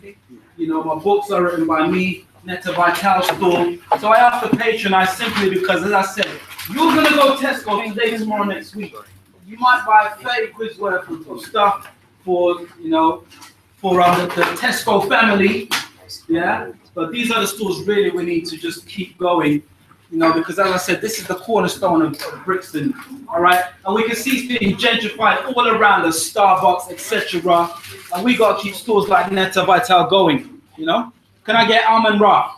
Almond Ra. All right. So, we good? Everyone good? Who's not good? You know, like when you say you're okay when you're not. You know like how you doing fine when you're not fine. People don't want to know how you really are. No, you see me. You're in trouble if you ask me how I'm doing. People are like, hey, Constance, man, how you doing? I'm like, okay, one second. How am I doing? Okay, I'm okay. I mean, I woke up vexed because certain things that's happening. But I'm good. You know, I think the day's gonna be okay. You're gonna get the truth. You know, fine. Anyway, I digress. So we're gonna move on. Black Panther. We ain't even started yet. You know, I hope you got mental stamina. All right, now we're going to go deep and we're going to go at velocity, but I still would appreciate your feedback. Very much appreciate it. Because when you ask a question, you teach me. And actually, you challenge me how to teach. I'm like, And if I don't answer, I'll be like, so I don't know. Right? I could research it and text you back, you know, so I'm not going to answer and I don't know. But if you got any questions, please ask them for your own richness, okay? So let's move on to the Black Panther. The Black Panther, right? Let's move on to the Black Panther movie. Let me see who's woke. Let me move on to the Black Panther movie. Yes, we hear you. I hear you. So what's that? What's that? That is a real life Black Panther. Huh? Huey P. Okay, we woke now. Huey P. Newton, the Black Panther. Now, let's talk about the Black Panther. Okay, so how come in the Black... Wait, hold on. But in the Black Panther, this is the iconic image of Huey P. Newton, co-founder of the Black Panther Party for Self-Defense. Okay? He's sitting on a throne. This is an iconic image. Like the Martin Luther King in Washington, he's doing this, and there's thousands upon thousands, that iconic image. Malcolm X on the mic doing this, iconic image, right? Muhammad Ali, iconic. So it's an iconic image of Huey P. Newton sitting on a throne holding a rifle and a spear, right? But the Black Panther sitting on a throne looks very similar, right? Coincidence? Definitely not. Okay? Okay, that's the Black Panther logo. But look, the Wakanda throne. It's in a circle, white writing. Okay? Black Panther logo, white writing. All right? These are just very subtle parallels, and there's so many in the Black Panther movie. So here's the fact. Huey P. Newton, co-founder of the Black Panther Party. The Black Panther Party was created in Oakland, California, USA in 1966. Marvel's The Black Panther comic strip was created in 1966. Now, Stan Lee says there is no connection, but at the time, the tone of the civil rights movement inspired the concept, all right? But there's a lot of things parallel in history that have no actual correlation, but there is coincidence, and this is one of them. They both were created in 1966, okay? But there's more. Eric Killmonger, where is he from in the actual Black Panther Marvel movie? Yes. Where's he from? His family's from Wakanda, but if you read the third word, what does it say? It starts with an O. What? Oakland, exactly. Raised in Oakland, home of the Black Panthers. Okay? So in the movie, you notice you're hearing like West Side music. Yeah, on the West Side. Remember when he was in the estate? Anyone who saw the movie can remember they were playing basketball, and you can hear certain music in the background. It was definitely West Coast music. It was set in Oakland, all right? But there's more. The director, Ryan Coogler. Who's met Ryan Coogler? Stand up on your chair if you was with Daddy at the BFI IMAX, and Brother Kahinde was there with his family, and Ryan Coogler was doing a talk in the cinema, and we was just sitting down watching people in the chalet, and someone walked past. Who met Ryan Coogler recently? Put your hand up. Okay. So, and a bizarre coincidence of events. Me and my son, we went to see the Black Panther exhibit, Afrofuturism Black Panther exhibition at BFI. And we're just sitting down. You know, they outside, you can just chill out. You know, they got sofas and stuff. So we're just watching people. Ryan Coogler just walked past and goes, "How you doing, son?" You know, he didn't say something, but, you know, he shook his hand, shake my hand, you know. He was with his whole entourage, which looked like he looked like an African diplomat. You know, he had security and glasses, etc. African people dressed in, and he was just bowling through and just went, "How you doing?" See, you know, amazing. Anyway, I digress. Ryan Coogler was raised in Oakland. When you hear his accent, he's got a thick, rolled accent. He doesn't have some, you know, very posh, eloquent university type graduate. Nah, he's rolled. Trust me. And he knows his stuff, and he's conscious. Trust me. Okay? Or he's woke. So, raised in Oakland. Also, Huey P. Newton, co-founder of the Black Panther Party, raised in Oakland, California, home of the Black Panthers. All right? So, who are the Black Panthers? Can anyone tell me in a sentence? Who are the Black Panthers for self-defense? Can you turn your phones off, please? Not to call you out, but just for the distraction. Who are the Black Panthers for self-defense? Can anyone define them? Anyone? Who are they to you? And I know you all know, and you're just hoping I won't point you out. I'm looking at all of you at the same time. I can see all your eyes. Who's going to break it down? Angela Davis. Angela Davis. Anything else? The Black Panthers. What comes to mind? Vigilantism. Self-determination. Vigilantism. That sounds bad. No. You know? Okay, so I'm not calling you out, but okay. So one man's terrorist is another man's freedom fighter. Nelson Mandela, you could say, had a vigilante, but in his elder age, he was the most noble statesman on the planet. Not calling you out, but I'm a linguistic, so I listen to language. No one's to answer that. Anyone else? Pastor represents, the ancient priesthood in a modern revolutionary stance, yes. Because in the ancient priesthood system, the panther was the symbol of the panther skin that they normally wear, and as a symbol of priesthood or royalty. What comes to mind is Apocalypto. Anyone seen Apocalypto? If you haven't seen it, go and see that. Buy on DVD on Netflix, Apocalypto, because they go through the rituals of is it Mexico? Oh yeah, yes, okay. Yeah, and they're wearing the panther or the leopard sachets, the priests. Yeah. Okay. All right. But you mentioned a word. Would you say that there were revolutionaries as well? Who? The Black Panthers. Most certainly. And you just broke down another concept of revolution, right? In terms of the planetary system, which I found quite profound. So let me just stop for a minute. If you're just happy for a minute. 1966 to 2018 is actually exactly 52 years, which is in the system, especially the system of the Mayan astrology, it's called a synchronic code. Synchronic code. Yes. So if you go back 66, if you go back 52 years into the past, it's linked to now. And the same thing 52 years in the future when we talk about ancient future. So 52 years from now, there is going to be a repeat in connection or synchronic code with what's happening now. Okay. Just like last year would be like 1965. Yeah. We would deal with a lot of stuff that happened in 1965. Yeah. So it keeps going. So each year we're synchronic with the 52 years. Does that include the revolution? It's a mathematical code, really. Synchronic it's a code. It's called. Yeah, but does it include the next generation of But what it's no happens? accident that we're dealing with the movie, The Black Panther, that came out in 66, and we're in 66, we're in the synchronic code. Yeah. It is the secret of the Mayan astrology. I study Mayan astrology, and each year is synchronized by 52. That's how you know. So I know, so right now, when I'm doing a Mayan chart for somebody, I know that the number 222 equals to the different year, 60, 66, and 52 years prior to 66, and then 52 years prior to that 52 years, because it's synchronic code of 52 years. Did I lose you? Yeah.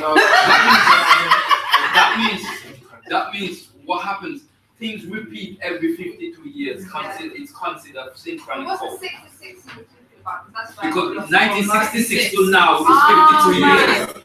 So I have to do. So if I'm doing. Can I expand upon that? Yes, go ahead. As I said, Western society is linear, right? Yeah. Other cultures go in cycles. 52-year cycles, 100-year cycles. The Mayan calendar, what's that? 2,000-year cycle, Mayan calendar? The Mayan calendar is actually the 26,000-year cycle. 26,000. Break down into 5 cycles. Exactly. So the 5 cycles of 26,000 years. That's right. Ethiopia. Well, they go to a different calendar, don't they? Based on their time, they're saying, no, well, we don't want to follow Gregorian calendar. We make our own calendar. In fact, we're older culture than you.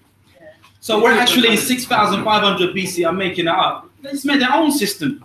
Everything doesn't have to be to a linear Western system, is what I'm saying. And I'm not talking against Western society, but I am advocating for other cultures and their cultures not being respected. Okay? So I digress. So I'm going to break down who the Black Panthers are, if you don't know, but I'm sure most of you do know.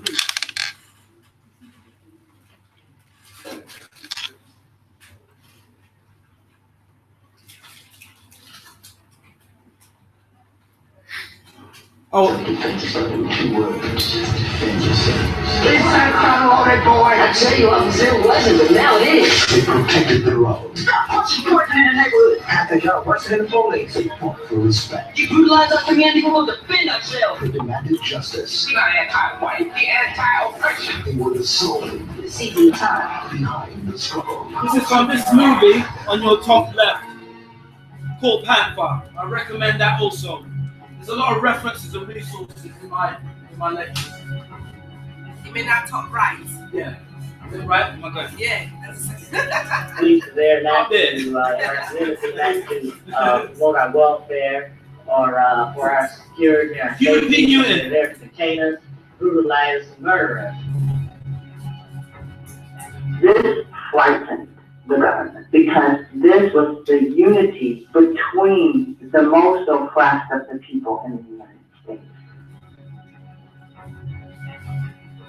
They were about community, the Black Panthers. They cooked thousands of meals a week for poor children in schools. They operated free health clinics and even set up children. We did what the government would not do, and they were absolutely afraid and said we were the most dangerous and most threatening to the internal security of the United States. They made enemies in very high places.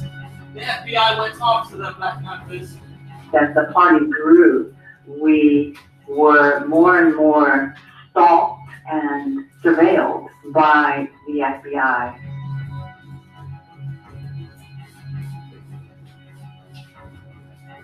J.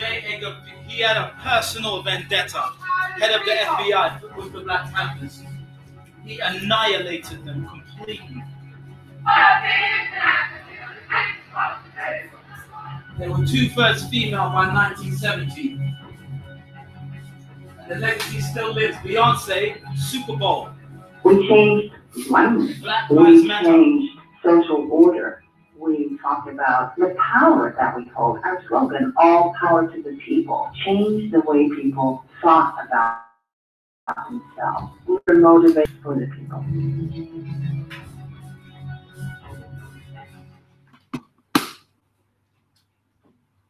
So in essence, that's who the Black Panthers are. Now remember, the media narrative on the Black Panthers is they fought the police, they had guns, and they were in combat with the police constantly. That is 1% of what the Black Panthers actually did. They set up school programs all around America, setting up free breakfast programs for poor children who could not afford breakfast before going to school. That was such a successful model. After they disbanded the Black Panthers, the government actually took it on as a model. All right? They actually had, say for example, out here, they would have stores with clothes they would collect for anyone who couldn't afford clothes. There's many things that they did that you don't hear about unless you research. 1% of that Huh? They had a good healthcare as well. Healthcare system, exactly. They had a Black Panther ambulance, which I wish I had put in this footage. They had their own ambulance. Say someone got shot and the police or the ambulance is taking 3 hours or whatever, the Black Panther ambulance will show up and take them to the hospital. All right? Yes. And that's a simple but pertinent question. What might sound naive. Why were they seen as a threat? Why were they seen as a threat? Because they could have, if they had been left to their own devices, it could have been for the good of all, for the betterment of all. Perhaps.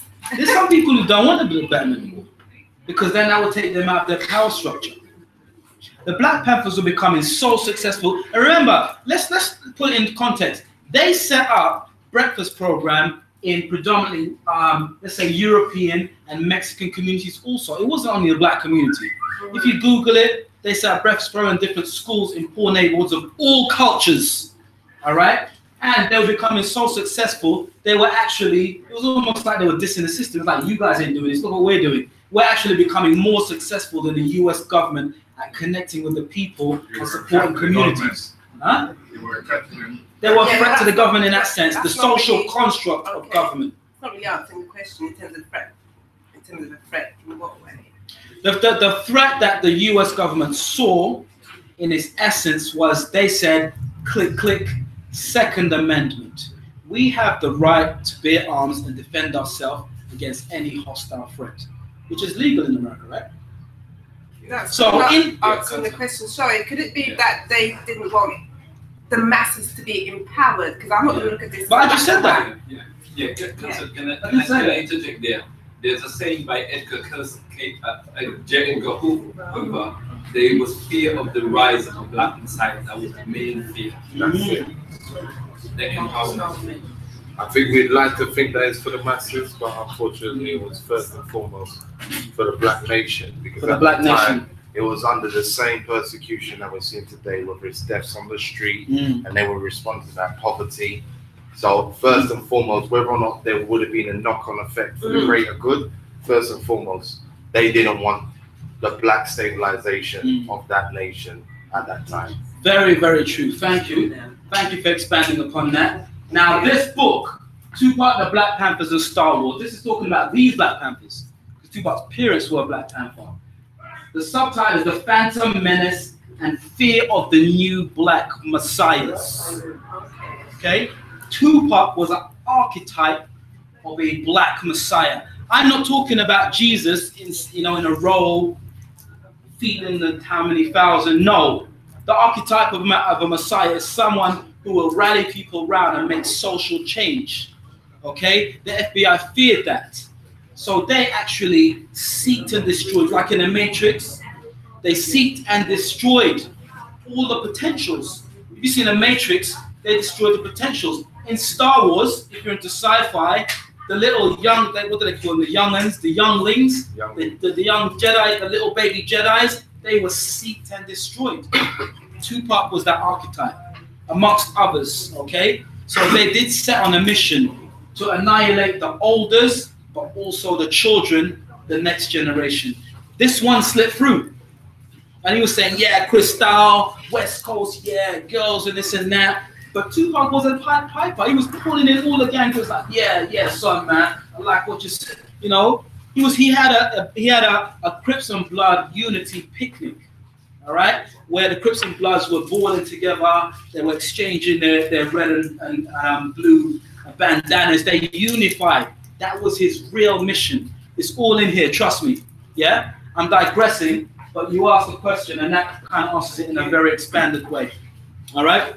So that's who the Black Panthers are. Let's move on. T'Challa, King of Wakanda. We're going back to the Black Panthers, right? The Black Panther movie. Now, the King of Wakanda, T'Challa, is the richest man of all time. Forget Donald Trump and who else? Name some other rich tycoons. Bill Gates. Forget about them. Forget about them. No. The richest man of all time. How much do you think T'Challa in the fictional Black Panther is worth? Unsurmountable amount. Forbes magazine, a real life financial magazine, they did a fictional analogy of T'Challa. You know what they do? The stock market says that in T'Challa, Wakanda, you know, when they do that, but they did a real life. They said he's worth 500 billion, the ruler of Wakanda. His sources, metal resources, technology, which is vibranium. The residence is the Golden City in Wakanda. And he has a PhD in physics at Oxford University. All right? The richest man of all time. I didn't say one of the richest. I didn't say the second richest. The richest man of all time throughout history. Okay? T'Challa. Worth 500 billion. However, I told you fiction based on fact, right? A lot of this talk is about fiction based on fact. Anyone heard of Mansa Musa? Yes. Mansa Musa. Actually, what's that Killmonger? Who's that actor again?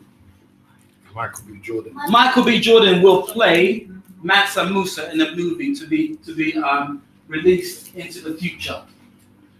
The king of the gold mines, Mali, West Africa. Mansa Musa, in factual history, is the richest man of all time. So who was Mansa Musa?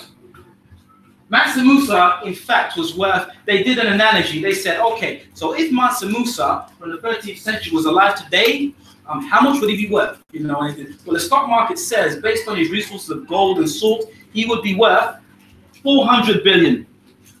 400 billion. The richest man of all time, net worth 400 billion. Mansa Musa from Mali, West Africa in the 13th century. They said that when Mansa Musa did a pilgrimage to Mecca, on the way he had a whole entourage that was just giving out gold to everyone. There you are, just take. And what he did was on his path, he bankrupted the whole system. He crashed because gold was worth nothing for a while. It's like everyone got gold. You know, you live in a ghetto, you got gold. It's like, okay, yeah, nothing, yeah. For a while he crashed it. Mansa Musa, so generous of him. You know, the mighty Mansa Musa. So this is Mansa Musa. This is a real life depiction from the 13th century of a map of Africa and Mansa Musa. All right, and these are depictions of this. And when I say entourage, you can see how grand this looks. Imagine maybe about 2,000 horses and, you know, assistants and servants just giving out gold. Phenomenal. You can see the soldiers in the background looking very noble. This little boy is holding a chest. All right, little chest and just giving out gold. Mansa Musa. Any questions? That's a slight observation here. 13th century, 12th century, I was talking about the labyrinth. Labyrinth. Yeah. Right. So imagine labyrinth was popular in those times. Because they taught to build it in the church. Right. Because it helps them to deal with the aggression they were dealing with the Roman Empire. It helps them to tap into their spiritual source to be able to deal with a lot of the aggression. And the Roman Empire. Thank you for that, because we're going to expand actually from the Roman Empire in this. I told you, you thought you was coming for a Black Panther lecture, but I'm tying in global history with Black Panther. So Mansa Musa, Emperor King Mansa Musa. So let's break down who he is and what he did. In 1375, Spanish map makers are charting the known world. On a map of North Africa, they draw a picture of a man who has status, more gold than anyone else, and he makes all the rules. The text says, so abundant is the gold which is found in his country, that he is the richest and most noble king in the land. His name is Mansa Musa.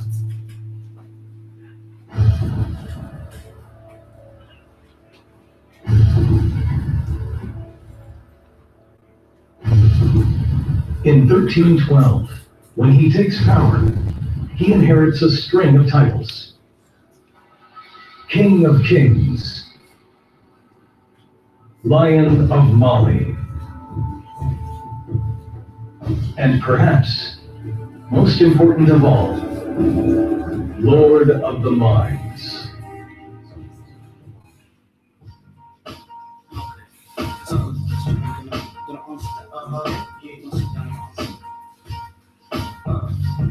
Mansa Musa. There's some facts about him. Emperor,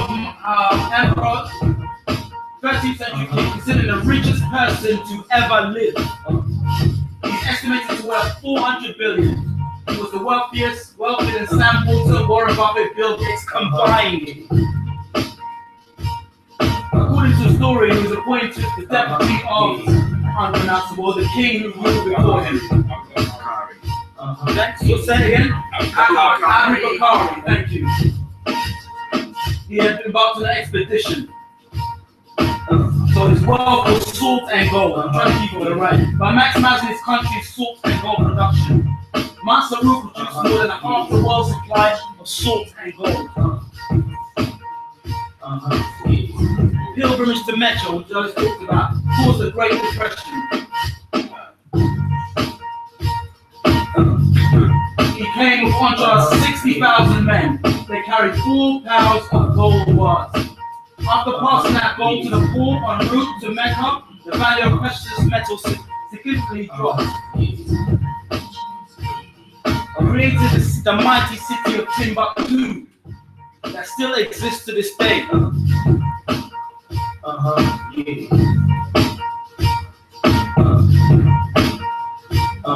The University of Sankofa in Timbuktu became the center of learning and culture.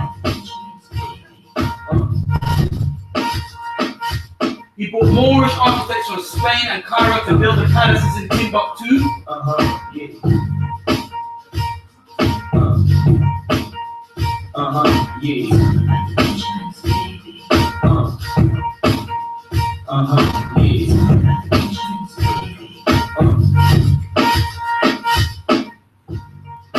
One of the greatest statesmen in history, Mansa Musa. He also enclosed a large part of the Western Sudan with a stable system of law and order. Throughout Mali, every 12 years after his death, there was a complete and general safety.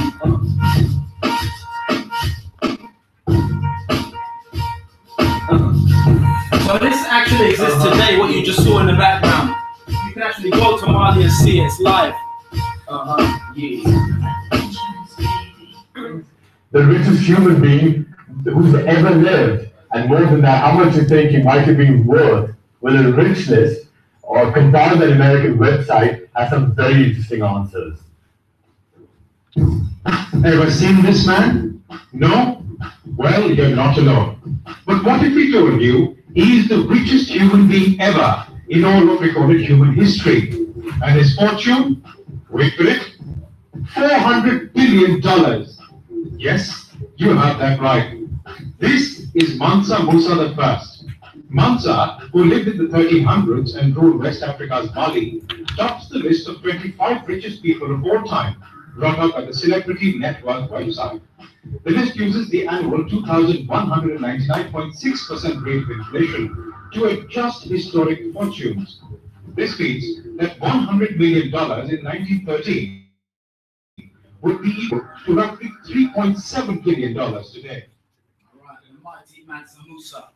So fiction and fact. My son just asked me a question. He said, "But Daddy, how come Mansa Musa is the richest man of all time when the Black Panther, the Black Panther's name, the Black Panther, what's his name? But T'Challa was richer than him."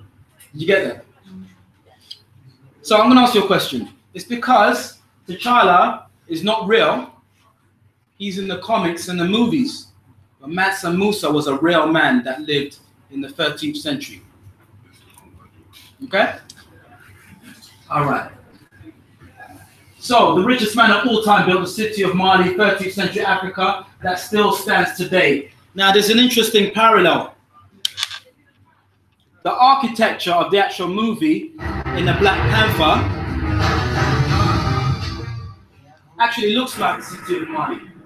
I've slowed it down, but there's certain architecture. There's one building that looks like the University of Sankofa in a modern context. All right? So they went deep, they went very deep into the cultural history for this movie.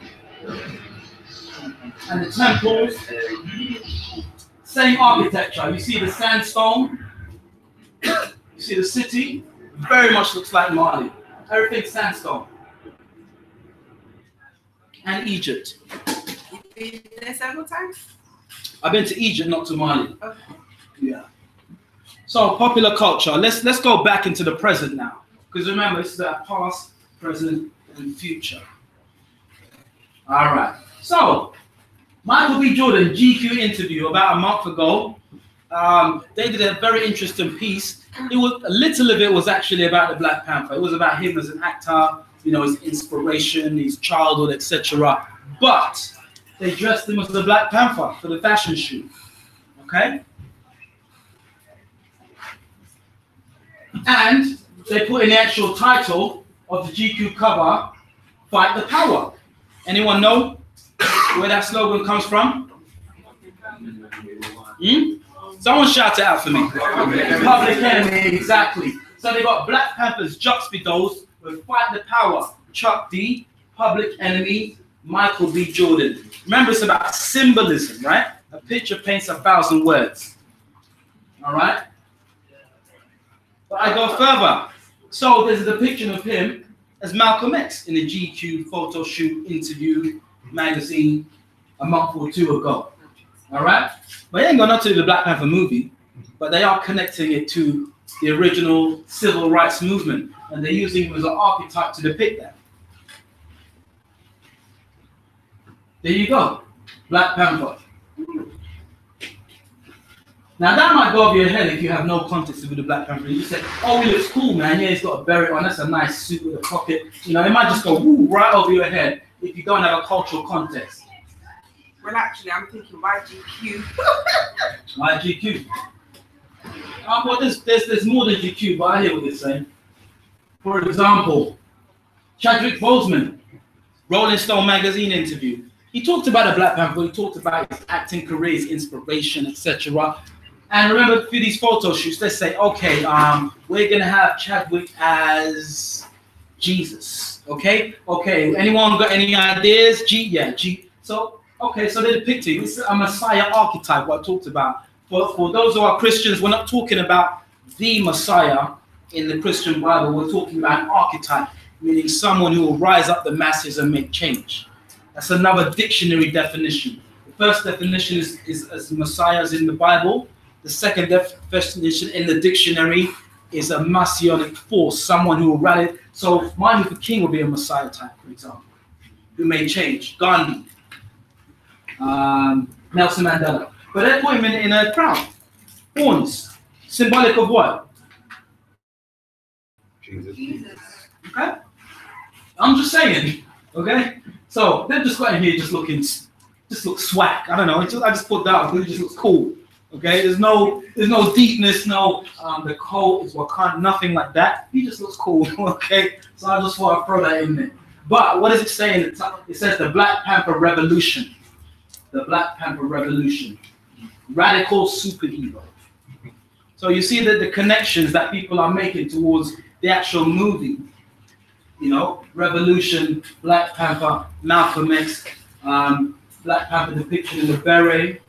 So it's all interconnected, really. And you said it's an energy, right, Galactic? It's in line with the energy of the cycle. Synchronic code. It's synchronic code. Yeah. And this is just a cool picture, too. They celebrate that club. So what I'm depicting is popular culture to do with the movie and how it's depicted outside of the movie, in magazines, etc. How they depict the actual actors and the phenomenon called the Black Panther. I believe they're due to be married. Yeah.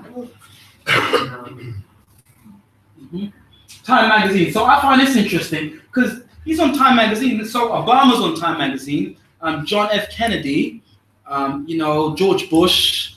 You know, I don't know who else. You know, Nelson Mandela. But they got T'Challa on Time magazine. Like he's a real person. And the title's The Man Who Will Be King. Isn't that like a political magazine? Yeah, it's a global magazine on worldly affairs. Yeah. So we'll talk about the economic growth in Sudan. We'll talk about Russia's new initiative for wartime. They talk about global events. So they put T'Challa, the man who will be king, profiled as the next ruler of the reclusive African country of Wakanda. Almost like it's a real country. All right? It's fantastic. The superpower of the Black Panther, a hero rises. So he's an actor, but he's just depicted as like an actual, you know, a hero, a real life hero. T'Challa, king of Wakanda, skilled hunter, tracker, strategist, inventor, and the 8th smartest man in the world. What more could he do? Esquire magazine. Premier magazines depicts both Killmonger and the Black Panther on the cover. And this is just a cool picture from Essence magazine featuring the actors and the cast. Battles of the Dora Milaje. Shall I go there? Shall I go into the Dora Milaje? What do you reckon? All right, brace yourself, brace yourself. Can I interject? Yes, not at any time. Let me interject something here. Mansa Musa. Mansa Musa, yeah. Richest man in the world. Mm-hmm. Yeah. We have another person here which is actually synchronic, which should be considered very wealthy. Mm-hmm.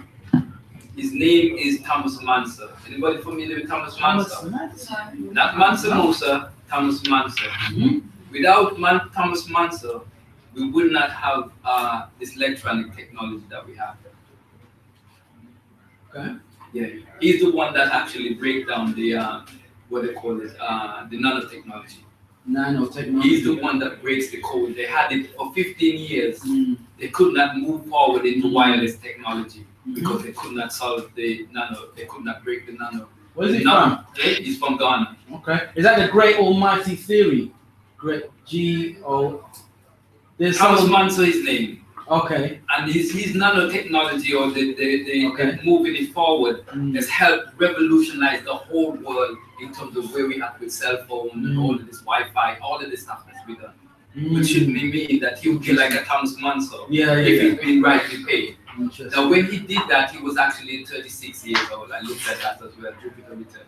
That's a different story, astrology. He's now in his 70s. Okay. And he's looking ready to create the same kind of train system that's in the Black Panther Party in Ghana. So we're looking at a synchronic code. Yeah, and that's essentially will probably be the future. Yes. Because it's been projected in film. And remember, when we watch a movie, how much did it make? I think it made $1 billion. I saw Black Panther in Saudi Arabia, the first time they've shown a movie in Saudi Arabia and all this kind of stuff, right? So that's a collective energy. That is millions of people seeing the same images at the same time. And that does create an energetic force. And it will project certain things into the future. More than likely, we will see that training in Africa. Yes, they're actually working on it now. Exactly. High speed rail, yeah. Exactly. So GQ magazine. This looks like a smaller magazine, but it's just depicting them as noble and royal, even though they're the cast of the Black Panther. And their photo shoots and they interview them about their careers. They're all depicted in a very noble manner. Almost like they really are Wakandan royalty in real life. So why a magazine? Why do you think that they've been updated on that? Why? From a comic book to Why do you think? Because I think because they know there's truth there, and that's, with most truth they put it in our face. So is it hard where they put it in our face and say they're putting their hands up to knowing the truth all along? I would say there's an aspect of that. I would say also they're honoring the truth in some aspect, because we know it is the golden past of African ancestry, like we just saw Mansa Musa, right? So there is a truth, and I just think it's just I don't know, to be honest. I can't answer that question. I could think about it and theorize it. No, I don't know the answer. I'm not going to try and explore.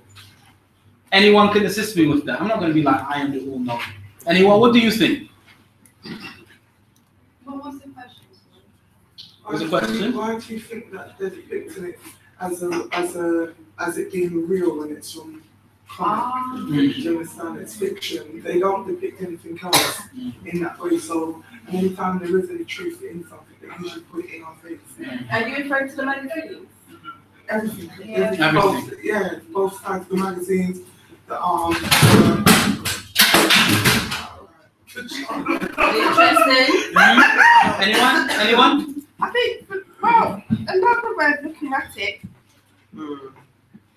it could be mockery, it could be, this is what we cats know you are, but you could never be, for example. I don't think it's mockery. I think there's an acknowledgement. Or mimicking. Well, that's positive. I think they're more comfortable depicting it because it's fictional. They're more comfortable than depicting Mansa Musa, the richest man of all time, on Time magazine. Depicting the facts. The facts. Let's use astrology. Can we use astrology here? Yes. Every 30 years, we got a revolution of a planet called Saturn. And if you look back in the 60s, that 30 year revolution brings in the Black Panther party. In the 60s, all that hell break loose and the black people moving on to self-reliance and all of that stuff. We can look at that in connection with Saturn as a connection, the Lord of the Perfect Black, as I call Saturn. Fast forward into the 80s, where 30 years forward from the 60s or 50s, late 50s, yeah? You got another rise with you got Public Enemy, you got Tupac and all that. 80s. And you got the Rasta movement and all of that coming up as well, Bob Marley coming into, you know, the high gear. Now we're in another 30 years. It's been just started this year. Just started. So we're going to see it. Prior to I knew about the Black Panther movie, I was talking about the coming of the Lord of the Perfect Black. It's interesting because it seemed like they needed to lead it off. Because it seemed like every time we reach that trend of the Saturn revolution, there's a push forward in terms of African people. I'm looking at that as a push forward. It's almost like he's giving us an extra power to just like chop the system and move forward into our own agenda. So in some way, this is like a leader. Let's tell you how to run this thing. This is how it's going to go down. Let's push it forward before you do, kind of thing, just to show that we still. Because it's a big reawakening that is happening now for us. Okay, one more question, then we're going to have to move on. Yes, Queen. Yes, I mean, I don't know anything about the astrology, so I'm so fortunate to have you share your knowledge. It's really useful. But what I'm also aware of is that the population of African people in Africa, in all of the countries, are underpopulated now. Yes. As a result of all the systems that are in place that are affecting black people. So even though you talk about the astrology and the changes and cycles and awakening, there's also other things taking place physically and statistically whereby it's affecting the numbers of black people, and that is very worrying. But, it seems like we're celebrating that at one time we had the richest person in the world. We're celebrating the fact that Africa is the richest continent, and African people have naturally, come from the richest continent, have a lot of greatness about them. But because of all the atrocities that over the last 400 to 500 years, African people are deeply under.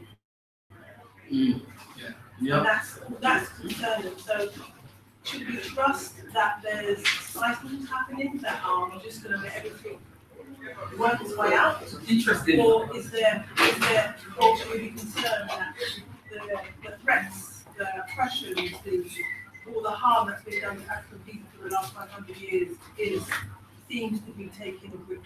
Okay, let me that's a short time. Okay. Yeah. Go ahead. If you wanna just a short analogy. When you go back to the Black Panther, the reason why so much different groups joined the Black Panther, because there was many different groups will tell you they were getting ready to do their own thing or they're doing their own thing. But they found that the Black Panther platform was something for them to ride on because it's all sync with what they were planning to do or intention to do. So they see it as part of a holistic galvanized. And I think this is where we are now. We're at. So yeah. There's an energy. There's an energy in there. I hear you. So thank you for that question, just bringing a richness to the lecture. So I just wanted to throw this in, because Tupac always shows up. Tupac always shows up. What is it about Tupac? You know, they'll be talking about Black Panther, Tupac show up. There's just something about Tupac, all right? I break it down in my book, but it definitely has an X factor.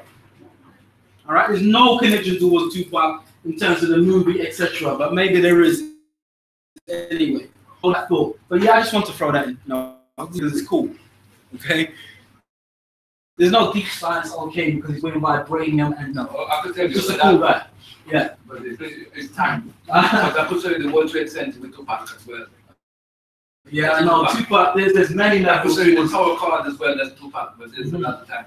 No time. I hear you. Yeah. So let's move on, because we got to move on to the Dora Milaje. Okay? Because you wanted to go there. You said you wanted to go there. The Dora Milaje, the supreme bodyguards of the Black Panther. All right, break it down. Everyone cool? Yeah.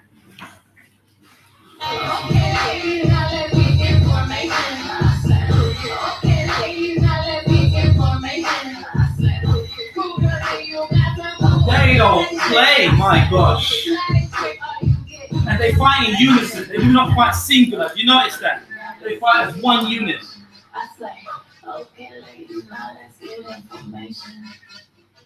So what is it about a Dora Milaje? Now, they talk back and forth. There are some obvious ones, but they are fictional.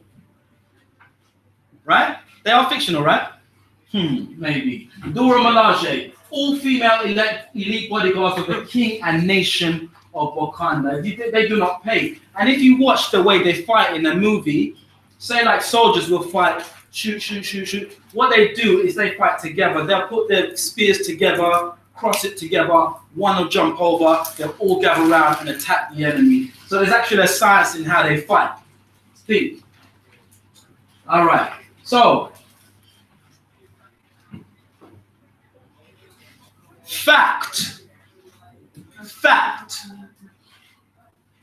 They were called the homie Amazon. Everyone say after me, the homie Amazon. A bit louder. Because when we call our ancestors, they stay alive, right? The homie Amazon, an all-female elite bodyguards of King Ajada, Benin, Africa, 18th century fact. Okay? And they certainly depicted them in an Afrofuturistic context, all right? Down to the colors they wore and their weaponry. Do you want to know who they are? Yes. Okay, that's about 2 people. I'm going home. Where's my roti? Let me just sit down. Like, yes, me, just one. Aha! The homie Amazons, they were called by Western culture. All female body, but you could look at their faces. These are ancient faces. Well, not ancient, but of hundreds of years ago. They do not play. They were head takers. Okay? When they kill an enemy, they would take off their head. All female. All right? And here is like depictions of them throughout different centuries, all the way up to the game Empire, where they're actually one of the infiltries. Okay? You can buy that video game now, the homie Amazons. You know, you can choose Roman Empire, the homie Amazon, you know, American troops. So you can actually buy a video game that features the homie Amazons. And this is them in literature throughout the ages. The Europeans had a fascination for them. They was like, wow, all female. You know, so they were on different magazine covers and people went exploring to get information about who they were. But they were protector of the king. Just like in a Black Panther, they were protectors of the king. All female bodyguard. All right? So we have it here in the Black Panther movie. If I can add one more thing regarding those characters, I'm not sure if you're going to mention that, is that they used to cut their left breast. Wow. Literally, the loads to the king also they used to cut their left breast so that they can actually shoot an arrow and they don't get actually distracted. Ouch. And doing so as well. So That's all the good people thing. have to usually have that. Also show the loyalty to the king. Serious loyalty. But yes, they are warriors. Warriors, isn't it? Warriors. So this is a real picture of a Dahomey. The bow and arrow. So left, yeah, that's what you mean. It's a real picture of a real king of Dahomey and his bodyguards. Okay? And you know there was a president that used to have an all-female bodyguard around him. Hold that for. He just teased it in. He just teased. Thank you for teased it in for me. The Kingdom of Dahomey, West African nation, 1600s to 1900s AD. Now modern Benin, near Nigeria, Togo, and Ghana. The birthplace of voodoo. That's what I was gonna say. Okay. Now we can have a whole lecture on that. But I'm just teasing information. Head takers. Alright? Protector of the king. Alright? Why was it all female then? All female. Yeah. Certain rituals. Spiritually. The spiritual aspect. We can go with that, could be like a whole debate in itself also. But I digress. You with me? Yes, we're with you. So, the Dahomey Kingdom. The question is very inquisitive about the Dahomey Kingdom because certain revolutionaries had connections to the Dahomey Kingdom. Che Guevara, liberator of Cuba, alongside Fidel Castro, the mighty Che Guevara. He's with Dahomey royalty. He's in Africa visiting on like diplomatic relations. The mighty Marcus Garvey. In the center is the king of Dahomey. Yes, just something. Okay. Technical difficulties. I dropped one in my bag. Any feedback on that? Marilyn Laveau also. She was taught by a government voodoo priest as well. What is that? Marilyn Laveau, one of the greatest or well known as a voodoo priest in New Orleans. Okay. Was taught by a government. Dahomey. Yeah. There is a deep history of the Dahomey, trust me. We're gonna go there. But I'm pressed for time, so I want to really stream through it. And it always happens with these lectures. We kind of run out of time. But I just want to give you the whole landing. I want to land, because there is, at the end, there is a real connection to the whole thing that ties it in. So Che Guevara and Marcus Garvey had connections with Dahomey, all right? Some about Dahomey. However, Brother Huey, one of my fellow comrades from the Manhood Academy showing up. Thank you for being here. He was breaking down, he was teasing. I don't know if he was inclining towards this, but there is a modern day bodyguard, not of the king, but of the president. President Gaddafi. He had an all-female elite bodyguard in Libya, North Africa, in the early 1980s. So who were they? And what is their connection to the Dahomey Amazons? Let me come back to you, Harmina. Ali, of course, you talked about the great Amazon ladies who hailed from present-day Benin. What kind of women were those, really? What made them especially tick? Well, they were special in a way that they were very, very strong women. Mm-hmm. Very powerful women. In what sense? Fearless women. Fearless women. When you see Amazon come, you have to bow down or you have to get out of the way. Bow down. Because they have shown so much courage and bravery. Respect. That the king has appointed them to become first, they were first the bodyguard of the king, and then later they were the first women warriors. Bodyguard of the king? Yeah. Maybe that is in fact where the late brother leader, Colonel Muammar Gaddafi, borrowed the name from, because later in his days, guess who? Where is bodyguards? Who? Women. Colonel Gaddafi. Now, remember, Western culture did not like him, right? He had a vision of uniting Africa. and he is definitely African in essence, right? He was about to create a gold currency that would crash all stock markets globally. And that's when he was thinking about yeah. And aside from that, he had an all-female bodyguard. The revolution is on, we gotta take what belongs to us now. Ain't no time to talk about it, gotta react now. No more time to complain, cause the time is now. Let our voice be heard.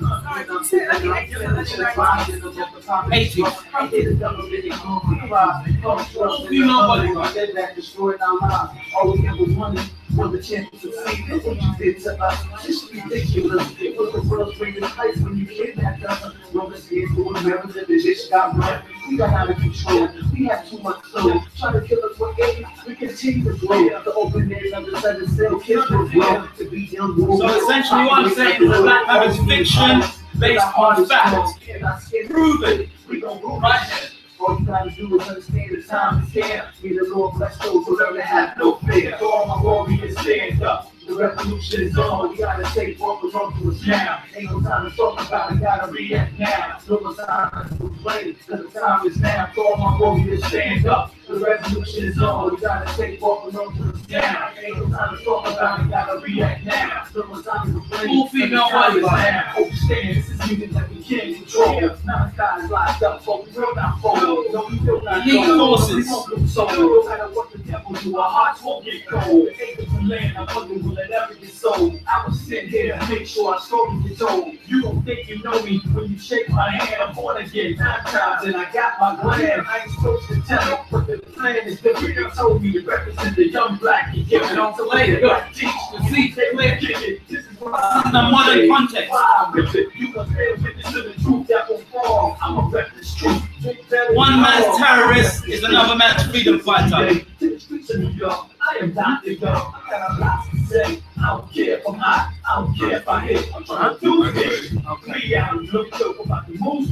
Stand up. Free Dr. Young. Don't lose grip. For all my warriors, stand up. The revolution is on. We gotta take what belongs to us now. Ain't no time to talk about it. Gotta react now. No more time to complain. Cause the time is now. For all my warriors, stand up. The revolution is on. We gotta I'm gonna move on very swiftly. Ain't no time to talk about it. Gotta react now. No more time to complain. Cause the time is. All right. So that breaks that down. So I'm going to start moving very swiftly for time, as usually happens. So the beautiful and feared female warriors based on Marvel's Wonder Woman. All right. So Wonder Woman actually is fantasy, and Black Panther's fiction based on fact. But fact is there was an elite female bodyguard. There were quite a few throughout history. Okay. So fantasy, fiction based on fact. So Wonder Woman, interesting, very cool superhero. However, she comes from, she is based on the concept of the Amazon rainforest in Brazil. Now, these are real depictions of Brazilian Amazon indigenous female warriors. So if it was a superhero, it would look like that, is my point. Okay?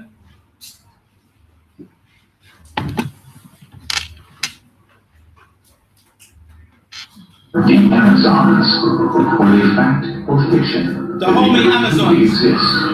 The Amazons were a dream that men created, and that they were created not to glorify women, but to glorify men. The Amazon existed to be conquered. It was the ancient Greeks who were the first to write about Amazons in about 700 BC. Both Homer and Herodotus describe this legendary tribe.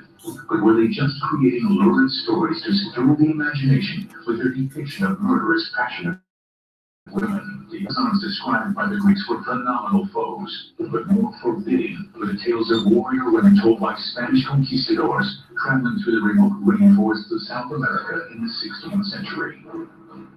In the summer of 1542, Spanish soldiers sailed from Europe to the New World, lured by the promise of gold. On their long days at sea, perhaps their imaginations were fired by strange tales told by other travelers that had gone before them. When they reached the Americas, they set off deep into the jungle in search of treasure. They were full of fear and anticipation as they entered this exotic new world.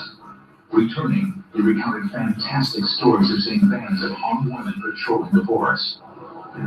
These stories were dismissed as hearsay and rumor until a written account came to light in 1542 from the diary of Gaspar Carvajal, a friar traveling with an expedition of men searching for the mystical city of El Dorado.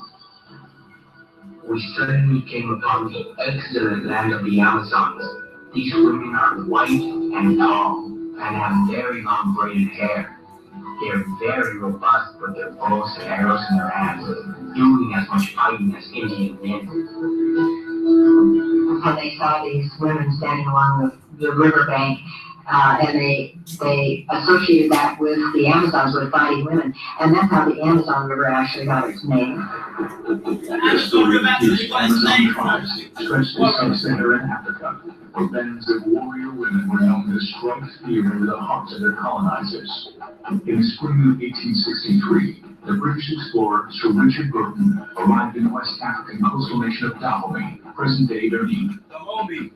Known for his extensive travels in Africa and the Middle East, Burton was on a mission for the British government, trying to make peace with the Dahomey people. It was the elite ranks of Dahomey warriors who amazed Burton. They were women. An estimated 5,000 female soldiers filled the elite ranks of the King's Army. They were trained to be mentally as well as physically tough. A French delegation visiting Dahomey in the mid-1880s reported seeing an Amazon girl, about 16, in training. She took 3 swings with a machete before completely removing the head of a prisoner.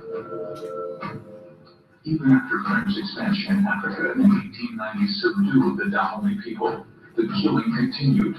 Uniformed French soldiers who took Dahomey women to bed were often found dead in the morning, their throats ripped open. Were the Dahomey the descendants of the Amazon tribes described by the group? All right, so that breaks down the Dahomey Amazons quite extensively. You got it? Yeah. All right. Okay, so we're going to move on. Dahomey Amazons. So we go back to the Benin bronzes. I mean, that was a high culture. We're talking about high culture. All right? I just want to take 1 second to look at this piece of craftsmanship here. Remember, this is forged in hot iron, boiling hot iron, molten bronze, and someone has shaped that. But look at the intimate detail. That's high culture. Okay? And I've said, go to the British Museum, the Sainsbury's Africa wing, and you will see for yourself. You can appreciate it for yourself. And you thought you was there to I'm talking just about the Black Panther, right? So, depicting Killmonger going to the museum. So Marcus Garvey. We're moving on. What does Marcus Garvey go to the Black Panthers? What does Marcus Garvey? I thought I came here to talk about vibranium and the science of the Black Panthers in the movie. Why are you teaching me about Marcus Garvey? So I'm going to break it down. Red, black, and green. Let's start there. Marcus Garvey's flag, which is now the flag of Pan-Africanism, was red, black, and green. The red stood for the blood of our people. The black stand for the melanin in people of African origin skin. And the green stood for the land. What I got to do with Black Panther? Let's take a look. And I told you, the director of the Black Panther is very woke. He knows what he's talking about, and he embedded coding in the movie. And he's breaking down certain things. So let's see what he's going to break down right now. Remember, Marcus Garvey, Pan-Africanist movement, red, black, and green. Nobody else in this sequence is wearing the color red. Nobody else in the sequence is wearing the color green. Folks who are familiar with the concept of Pan-Africanism, the Pan-African flag is red, black, and green. So you see Chine, the Kia, and the Quake in their covert looks, you see the colors of the Pan-African flag. Simple breakdown. He dressed certain characters in the movie, symbolizing the Pan-Africanism of Marcus Garvey and that movement. And that's why in the casino scene, we got right over your head if you don't know, they're wearing red, black, and green. And when you do a treatment and lighting in that scene, you know the casino scene, remember? When the guy came vibrating, I am vibrating, do you want to buy it? The CIA's over here, and you know, the Wakanda Nation agents are around, and they have a fight, yeah? So, the whole treatment of that scene was red, black, and green. Watch it again. Yes? It's supposed to be spread from mice and not in sequence of color, because the green red is something green is something. Why is it not in sequence of color? Well, it's symbolism. It doesn't have to be exacting, like, okay, we're going to use an exact order. It's symbolism. Symbolism. All right? Sequence is red, black, and green. It's sequence. Is it sequence? Yeah, because red, black, and green, but you Black in the middle. Are you saying because it's not from the left Yeah, to the from right? right, because that's from what the they left? read. Yeah, exactly. It's how one looks at it, isn't Yeah. it? Yeah. It's got the same connection. Whether it's red, black, and green, whether they put the assistant red in the middle and black, it's still red, black, and green. Okay? Still symbolism. He broke down directly, that's why he did it in the movie. So here's Marcus Garvey, Pan-African, probably one of the greatest leaders of all time. You know, he rallied people in the millions globally, and he bought a fleet of ships, which the FBI put metal. There's a, you know, like when you go to a mechanics and they put all metal scraps, just mash up. They put certain materials in the engines, in the fuel tanks of the ships that mashed up all the engines. It's fact. You can Google it, FBI files. They killed the vision. He brought ships in America. He said, everyone, you can buy bonds, save your money every month, give some money. Anyone who wants to go back to Africa, I got ships. Yeah? J. Edgar Hoover, he came into the FBI as an intern on a mission. You know when you start that new job and you got to prove yourself. So his first target was Marcus Garvey. He went wholesaling on him. And eventually, what did he get him on? FBI J. Hoover. Taxes. Do you know how many things they tried before they got him on taxes? All kinds, all sorts. Oh, maybe mail fraud, this and that, they got him on taxes. They got him on something, yeah? Marcus Garvey. Now, these are nurses, a royal fleet of nurses. Just like the Black Panthers, they would help the neighborhoods with free nursing and healthcare. And you can see how many of them are there dressed in white. Okay? I could do a whole class on this, but I'm just showing you little samples. All right? So, that's how it connects to the Black Panthers. So let's go to Black Lives Matter. Remember, I'm taking from the past into the future, into the present. Present, last year, Black Lives Matter. We went to the march. We went to the marches. A lot of people went to the marches. All right? This is the iconic image of Black Lives Matter. You know, certain eras and images captured. This is the image. Such a deep image because they look very afraid of her. And she's standing like some goddess. She's like saying, what? What is she saying to you, actually? What's she saying to you? She looks fearless. Huh? Peace. Look at all these behind her. What are they saying? Are they saying peace? And they look so cautious in approaching her. It's just such a profound image. You know? So let's go into Black Lives Matter. So I'm going to show you some pictures of Black Lives Matter. We're going to play a little game, and can you tell me what you noticed about the sequence of images I'm going to show you? You ready? Who's ready? Who's game? Put your hand up if you're game. Let's go for it. Let's go for it. Okay. All right. One.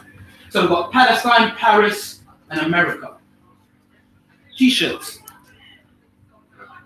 We got Holland, Germany, USA, London. Black Lives Matter protest. Globally, we've got Japan, Germany. Can you see it yet?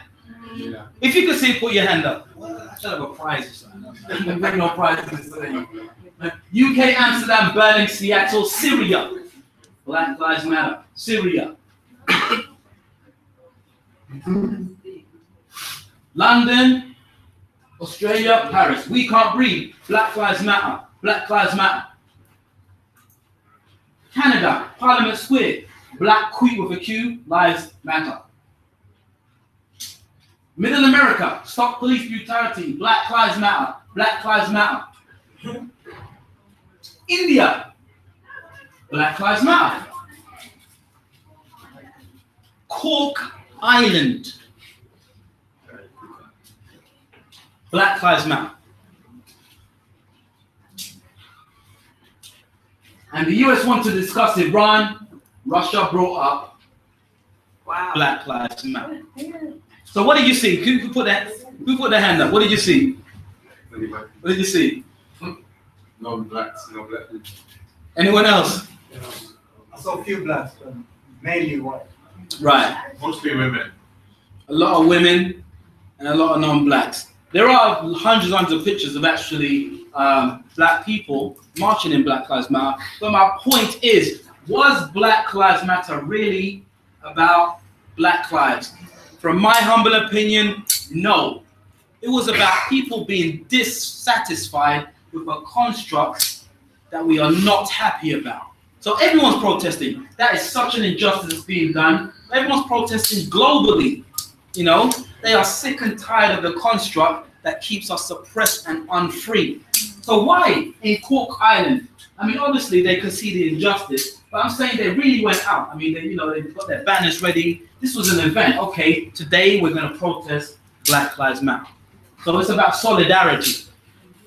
Okay? And it's going to show up again and again. As you said, brother, cycles, right? There will be another cycle. Revolution does not have to be violent. And this, revolution could be that. It could be a cultural revolution. It could be a political revolution. All right? More than likely, the revolution that changes things may not be through combat. Okay? It's highly impossible to beat the systems that run this world through combat. They are loaded. It may be through a different form. This is my favorite one. These people are getting proper brock up, you know. It's like they're getting beat down for Black Lives Matter. You know, they're putting almost their, because police will kill you in America. They will shoot you. They're putting their lives on the line for protest, and they're protesting against injustice, essentially. I'm just saying. So in terms of black, everyone okay? I told you I was going to go in. Everyone okay? Can I get Aman Ra? I told you had to have mental stamina when you have a Professor KHONSU lecture. Black Lives Matter. Also, schools rally for Black Lives Matter. Okay, children, today we're all going to make signs and we're going to protest the injustices that's happened. Little children, Black Lives Matter. So, okay? Global phenomenon. All right? Let's not let it go over our heads because it was suppressed. Why was it suppressed? They termed it as Black identity extremists. This is an official document put out by the CIA and FBI. A term made public in October 2017 by US Foreign Policy. And what did it say? Former government officials and legal experts claim the term describes a movement that does not exist. Black identity extremists actually don't exist. It's just a fearful concept they're put into the future. We've got to put a document together to define what can happen in the future. All right? So the BIE term by FBI's counterterrorism unit signals a politically motivated effort to falsely equivocate black activism such as Black Lives Matter. What does that mean? That means, just as I was saying here, the Phantom Menace, which is symbolic of the FBI, CIA, and fear of the new Black Messiahs.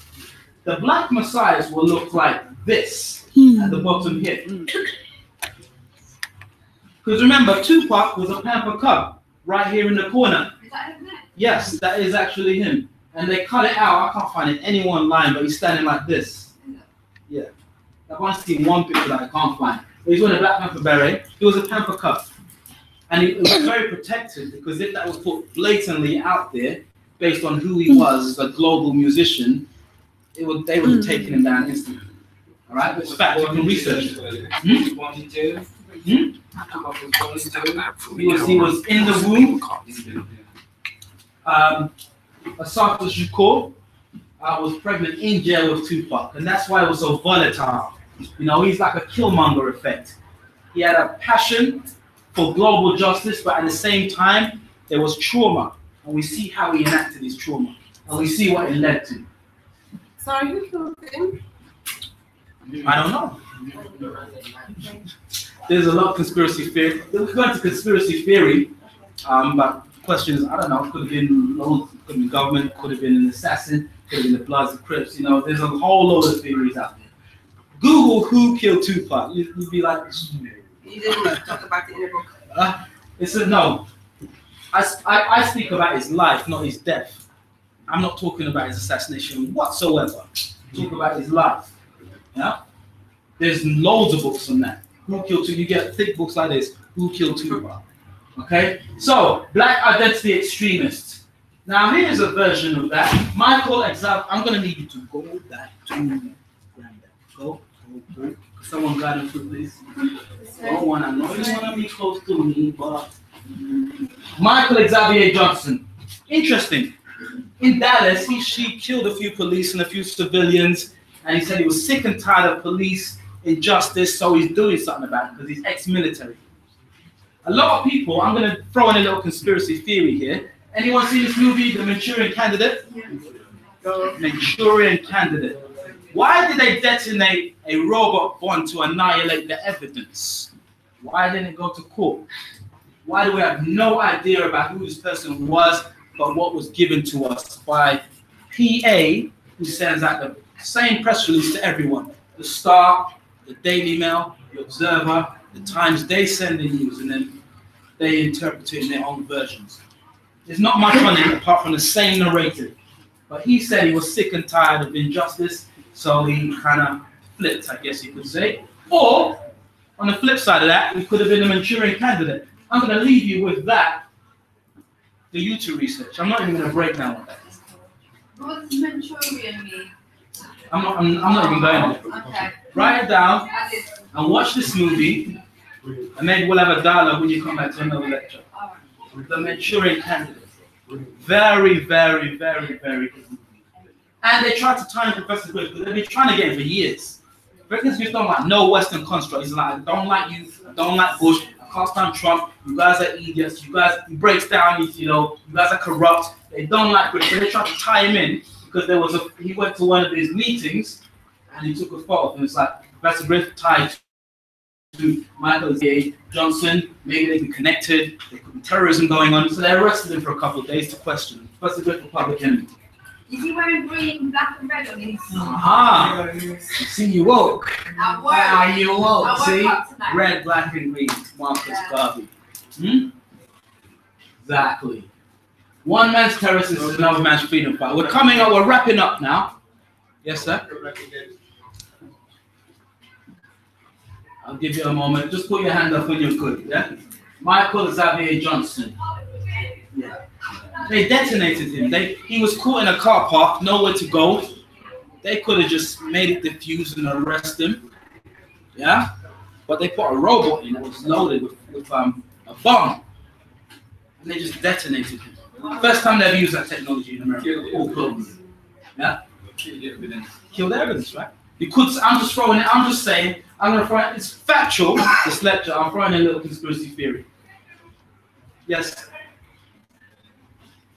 One man's terrorist is another man's freedom fighter.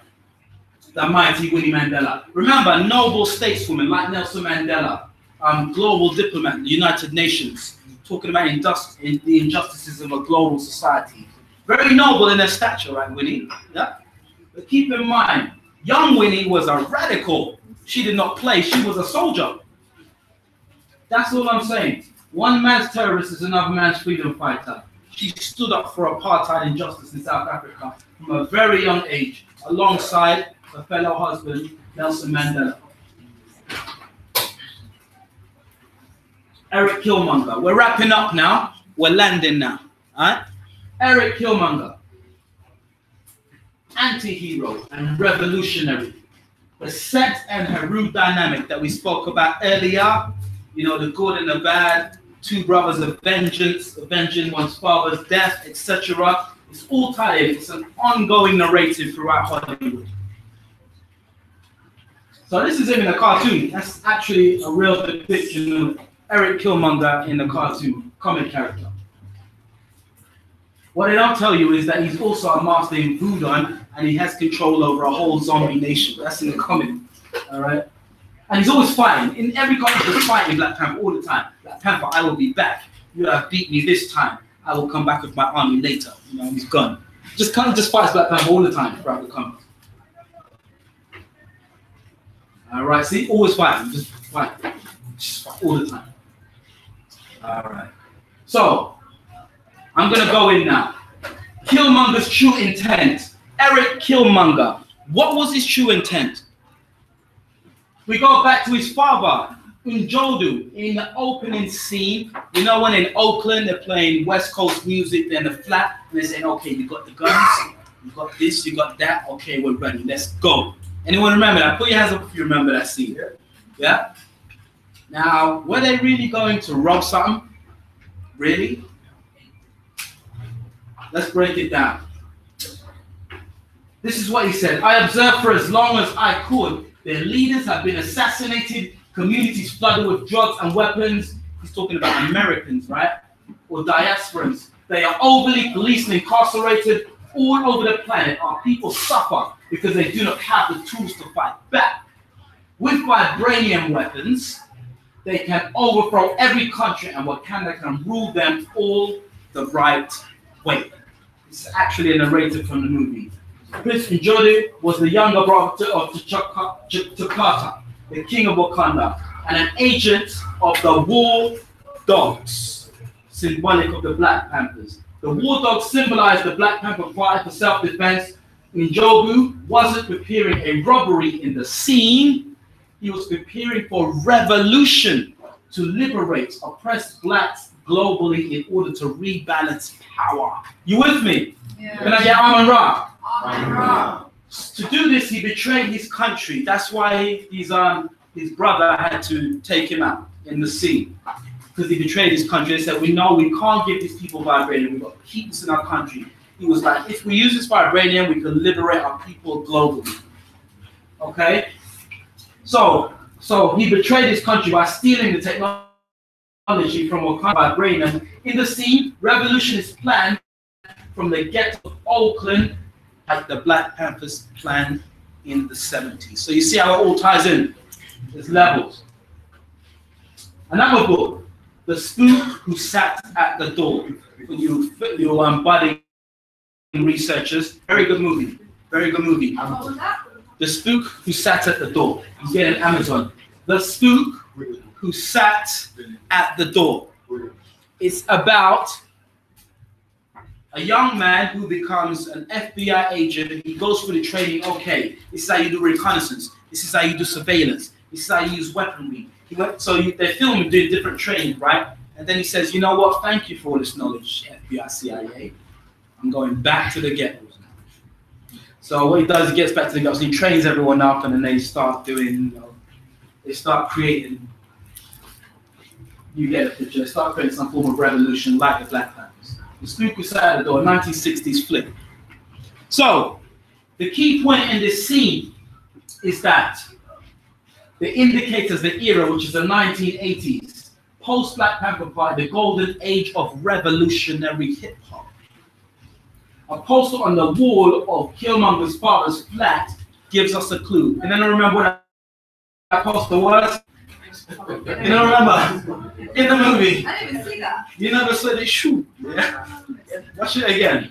In the movie, yeah, what you saying, son, they're playing West Coast music in the background. Yeah, you good? Yeah, ha. And then in the background, there's Public Enemy posters.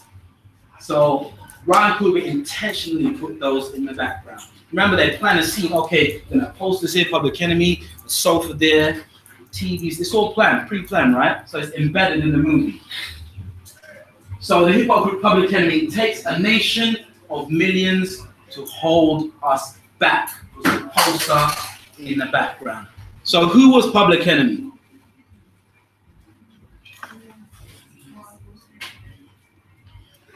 Revolutionary hip hop group of the 1980s, led by Chuck D, Public Enemy, and Professor Griff, who you saw. Check this out, man. We're rolling this way. That march in 1960. And Professor Griff, who you saw wearing the red, black, and green lapel. Seminars, press conferences, and straight up rallies, am I right? One of the most famous songs was called Fight the Power. And this is it. This is in New York. Video directed by Spike Lee.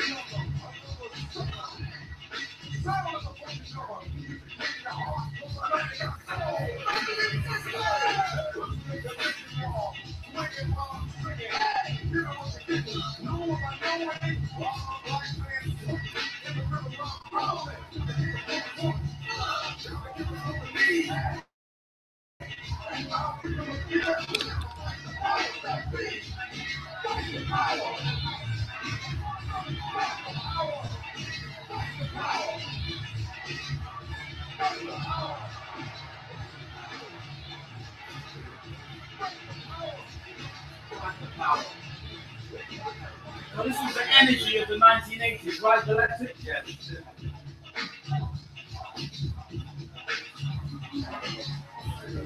The revolution was taking place via music.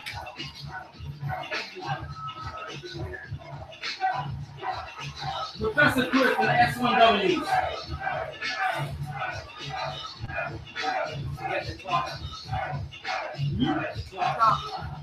Yeah.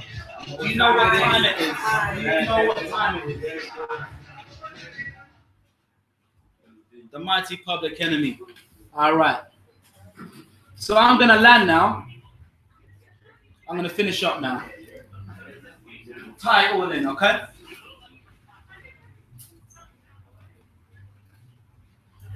This is the final in the chapter of Afrofuturism. So, there is a scene Wakanda bowls into the council of Wakanda and says, you know what? All this is mine. I am royal blood. I am here to claim the throne. He has a Western mentality. So he has no honor. And he's angry because he got abandoned when he was a child. He feels his people abandoned him. And that's where his anger. Most anger comes from here, right? Yes. Sadness when you're a young person.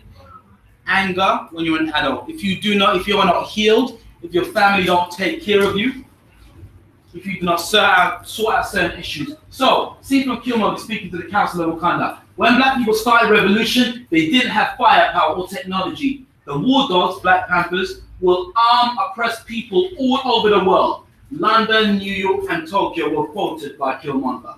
So we can take back power worldwide. Eric Killmonger from the movie. So, let's tie it in now. Essentially, he was talking the same talk that certain characters of the Haitian Revolution would talk. Anyone familiar with the Haitian Revolution? The most underplayed and most dynamic moment in African diaspora history. Imagine, enslaved Africans from all over Nigeria, Ghana, Togo, South Africa, all in Haiti saying, you know what? We ain't being slaves no more, by the way. We're taking this country. But that's what Killmonger was saying. So, the noble, mighty warriors of the Haitian Revolution.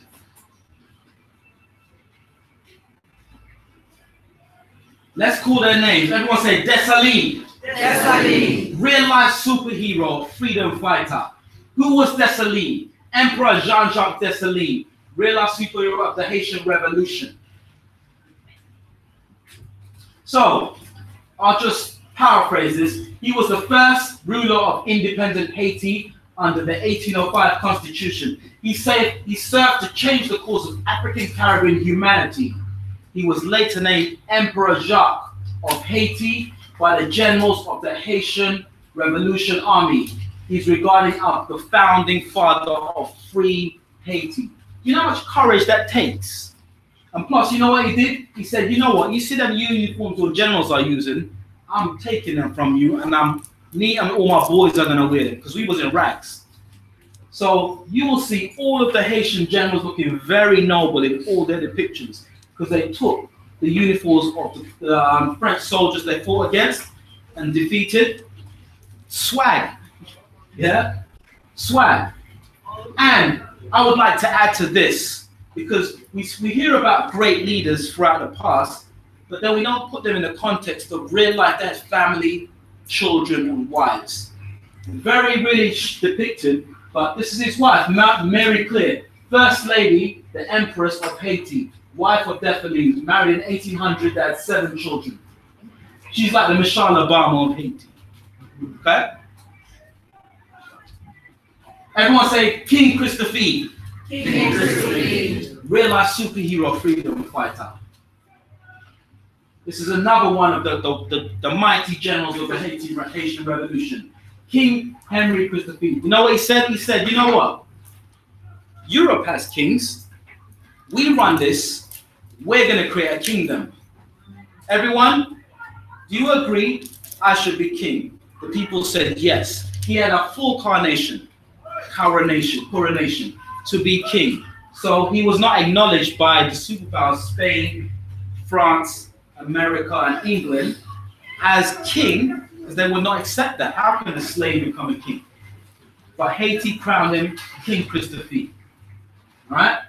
This is all time to kill Killmonger. And he had a family, by the way. This is his wife and his daughter. Now look how noble they look.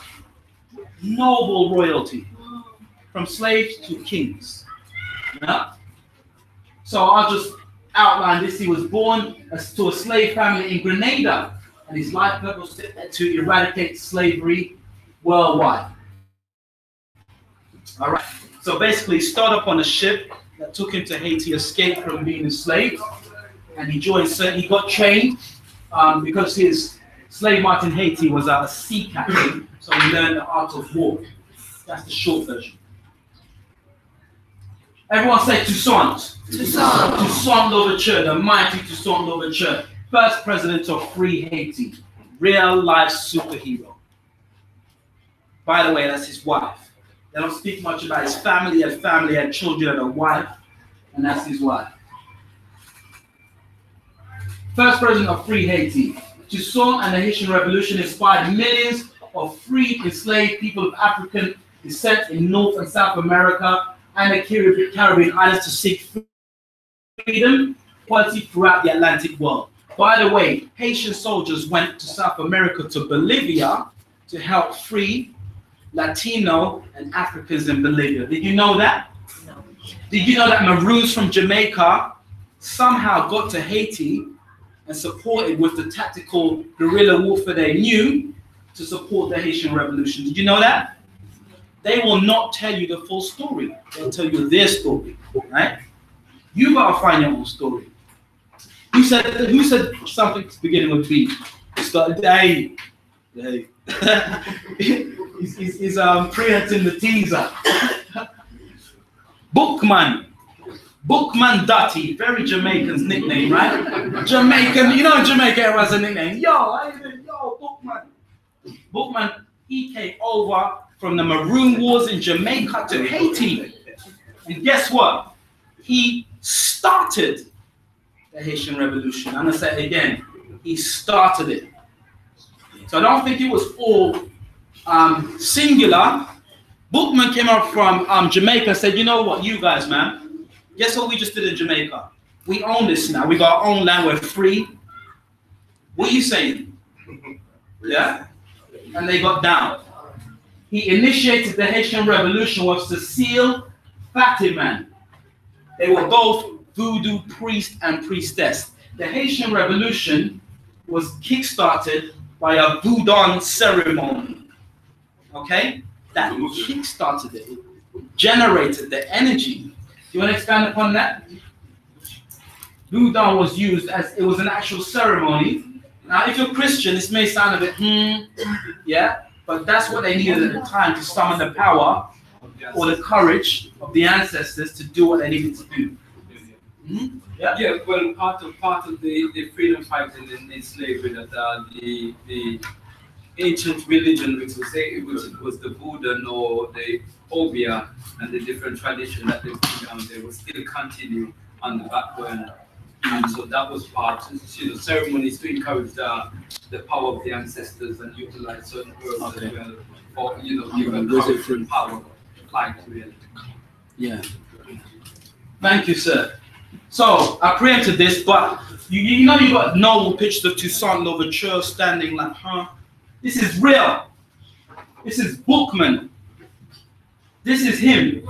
The only picture I could find depicted of a real Haitian revolutionary. He looks like he don't play. He does not play. That's why I blew up big.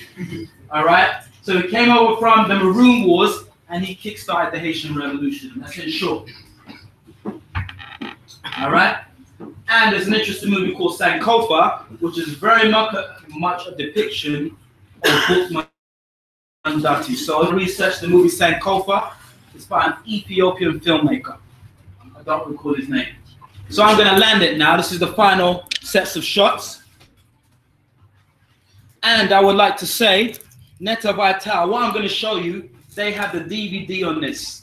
So instead of going to Tesco's and buying your coconut water and your sandwich, I would highly recommend you pick up a DVD that will stay in your library. It's about the Haitian Revolution. What's it called? What's it called?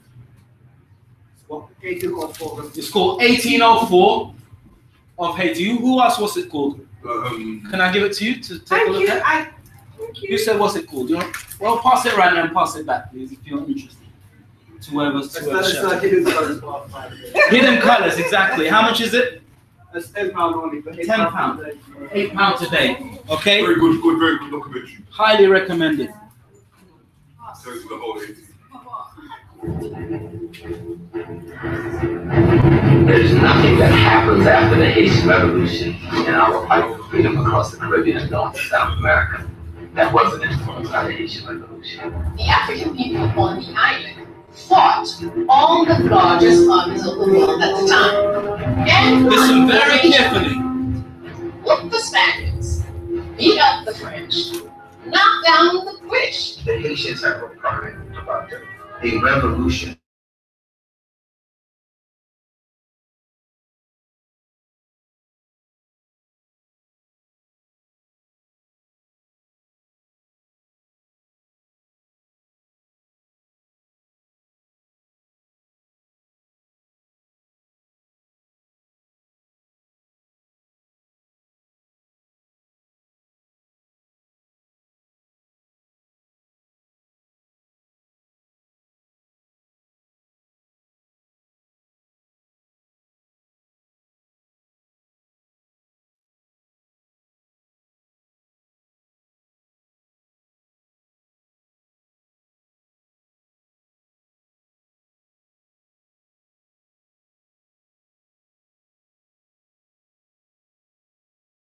As it was seen as a horror by those who held slavery dear. There is a concept that we must defeat Haiti. We must bound them into the ground. We can never let them rise.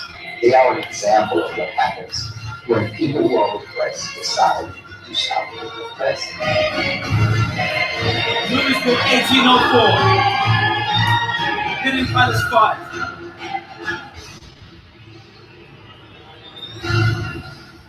The Hidden History of Haiti. Very, very good documentary. I am Toussaint Louverture. My name is perhaps known to you. He was called the Black George Washington. He fought off 3 empires and enraged Napoleon. The prospect of a Black Republic is equally disturbing to the Spanish, the English, and the Americans. He championed liberty and equality for all, Toussaint Louverture and the Haitian Revolution. Toussaint Louverture recruited about 3,000 to 4,000 people, trained them, and they fought the French, the British, and the Spanish army for 12 years. Now we're going to Listen go to this to professor step very 2. carefully. We're going to get to a man called François Dominique Breda. Born so-called in slavery. But I say no, he was born out of slavery, but when purchased, as they usually do, they changed his name to François Dominique Breda. Fine. He is going to grow. As he began to come into himself, he gets rid of the François. As he comes to full knowledge of who he is and take his role as the one who opens the way and traces the road to independence, we find him Toussaint Louverture. Toussaint, the one who has the powers of all the saints, Louverture, to open the way. So, as we step 2, he does his job of opening the way and tracing the road. What can we find him doing in the last minutes, the last days of his existence here? We do not find Toussaint fighting to stay in power. We do not find Toussaint begging Leclerc to keep him here. We find Toussaint fighting so Dessalines will be named as a visionary. We find him fighting for Christophe to have another rank. We find him fighting to place everybody where they should be. And his last word here in Gonaïve to his godfather, Pierre Simon-Baptiste, when Pierre Simon-Baptiste asked him, Toussaint, so you're leaving us here. He smiled and said, don't worry, everybody's in their post. The victory is already there. And he stepped onto the door. So then, Toussaint accomplishes his mission and goes. And the next person steps on. It is what is called what they call history, which we call our story, which is the story of all life forms on a particular space. So the artistry is a string that goes on forever. There is no cutting this string.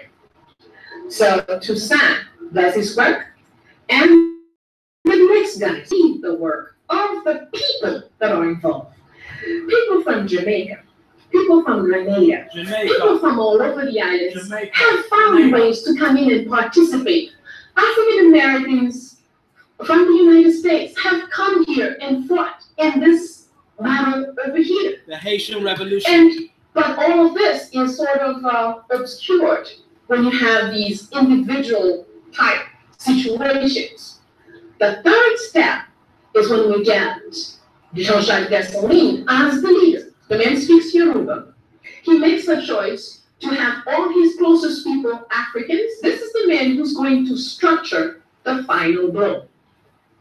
This man is born for this, raised by a military woman, Agbaraya Toya, whose name is Tantoya. He calls Tantoya. She was the homie Amazon, his mother. This is this military woman from Dahomey who raised him. She told him and reminded him throughout his life that his destiny is to bring liberty to this land, and gave him the proper training in military and philosophy and spiritual and mysticism as well. So, when in this training, this man is prepared, the time has arrived. He has been a perfect soldier under all those who came before him. He was an absolutely obedient lieutenant, captain, and colonel to Toussaint Louverture. He has received all his formal military functioning training and regulations from Toussaint. He does not do anything that Toussaint does not ask him to, that Toussaint does not order him to, until Toussaint is no longer there. Well, spiritually, when we analyze, just like we analyze Toussaint, and in our own spiritual language, Toussaint is a legba in Vodou. By his name, by his functioning, by his physical appearance, by his speaking all the languages that he spoke, by everything he did, he is a pure living legba. And as we analyze Jean-Jacques Dessalines, he is an Ogun. Ogun is what? That is the principle that brings, once you've set up an objective, once the collectivity has established an objective, then Ogun brings this objective to quick materialization. That is his work. And this is the mission of this man, Jean-Jacques Dessalines. Henri Christophe, when he's going to take over after Dessalines' death, then Christophe, what is going to, his strength is that he picked up all of Dessalines' plans and executed them. Toussaint Louverture recruited about 3,000 to 4,000 people, trained them, and they fought the French, the British, and the Spanish army for 12 years. So the Haitian Revolution is probably the most profound revolution ever realized by human beings. the only place where slaves created a nation. But nobody wants to talk about it. Right. You get it? Give me, I'm right if you got that. I know. I said mental stamina. All right. So we're landing now. This is going to tie all in. Now, you thought you was going Black Panther, vibranium technology. No. Tie into history. This is tied. This is the absolute penultimate land. All right. This is what this is all about, this lecture. I'm tying it in. According to the world-renowned historian J.A. Rogers, I would highly recommend you read his books if you're into study. Toussaint Louverture had a vision after Haiti was freed. That vision was to sail back to the home of his ancestors. Where do you think Toussaint's ancestors came from? Dahomey, West Africa. Toussaint was a Dahomey prince. He was a royalty who was captured and taken to Haiti. He had a vision. After they had taken Haiti, he would have got ships, sailed back to Dahomey, from which he would have fought the global slave trade of African diasporans. To use it as a base to fight the slave trade. And for this purpose, Toussaint saved 6 million francs. Do you know how much that is in nowadays? That was the 1800s. 6 million francs. Can you imagine how much that is? We did some calculation. It might be $1 billion or whatever. Yeah? Which he entrusted to a deceptive French seaman who went on to become one of the wealthiest men in America. So there was flaw in his plan. If he had succeeded, this is what we would have seen. Dahomey Amazons in Haiti, traveling to America, the Carolinas, Georgia, Jamaica with the Maroons. Remember, they had a lot of wealth. They would have been able to buy ships and weapons. Toussaint had a plan to go back to the land of his ancestors, of which he was royal lineage, in order to create a strategy to break down the slave trade, the transatlantic slave trade, America, the Caribbean, and England. He had a plan. The plan did not go to fruition. But if it did, he definitely would have brought a fleet of Dahomey Amazons with him. Definitely. Because, remember, Dessalines' mother was a Dahomey Amazon. And when he was little, she said, I'm going to teach you all the ways of your ancestors. How we fight, how we strategize, I will teach you. She taught him. He was a warrior from a child. Yeah? So they don't tell you this in history books. They're not going to tell you. You got to do your own research and teach your children. All right?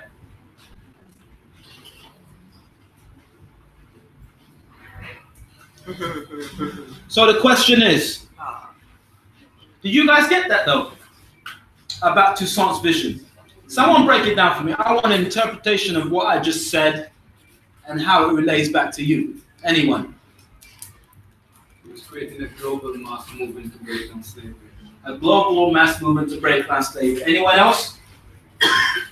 African unity worldwide. An African community worldwide. Unity. African unity worldwide. A bit like what Eric Killmonger wanted to do. So you see how I tied it all in? Like knitting, yeah? So, we're finished now, but I have a question for you. What creates the future?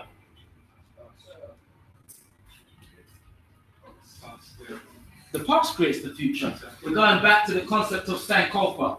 Go back to Fetchit. The symbol of the wisdom of learning from the past is able to build towards the future. And essentially, that is what Afrofuturism is. So, I'm confused, I'm sorry. Confused about what? Because I hear you, you are correct, but at the same time, my understanding of wisdom says that the present is the future as well. Wisdom of the present creates the future. Yeah? It's what we do in the present creates the future. What we do in the present is creating the future, right? Where does the present... Yes. But you break it down. You land it. What we do in the present is a reflection of the past. So the past comes to the present that manifests in the future. The problem with us, what we have now with the present, is a falsified present. Yeah? Based on the past. We got a falsified past that creates a present of where we are. So a lot of us are really out of our minds because we don't know our true history. Out of sync. Because we don't know our true history.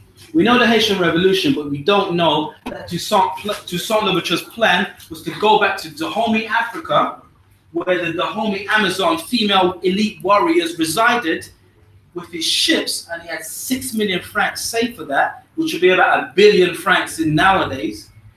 Fleets of ships going to America, the Caribbean, wherever, to free our people.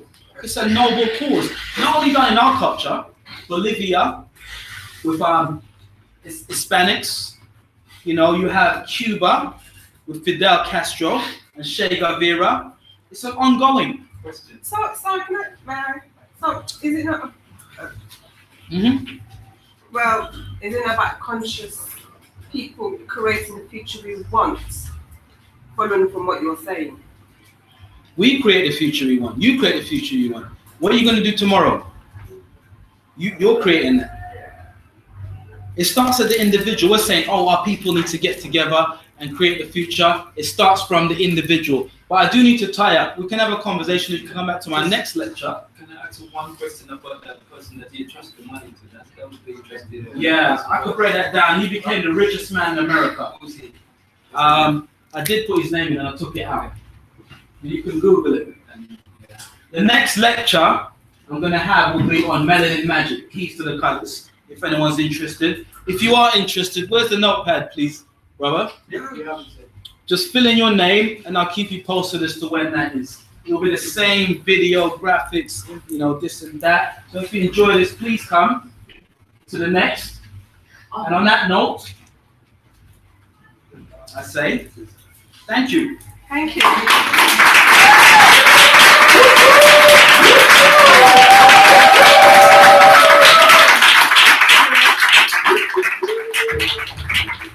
Okay. Thank you very much. And remember, there's products here. Anyone interested in what I taught?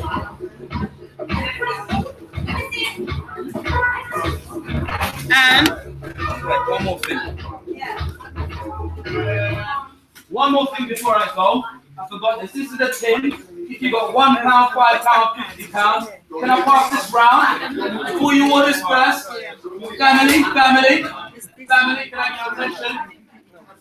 Can I get everyone's attention, please? Thank you. Before we go, anything you can to contribute to the Manhood Academy for Boys. We're fundraising to take our young people to Gambia, Africa. So can you pass it right round?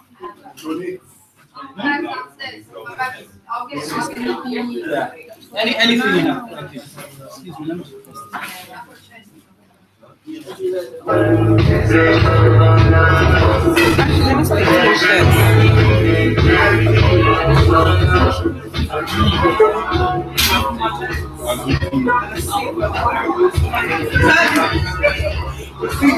Sorry, earlier, did you remove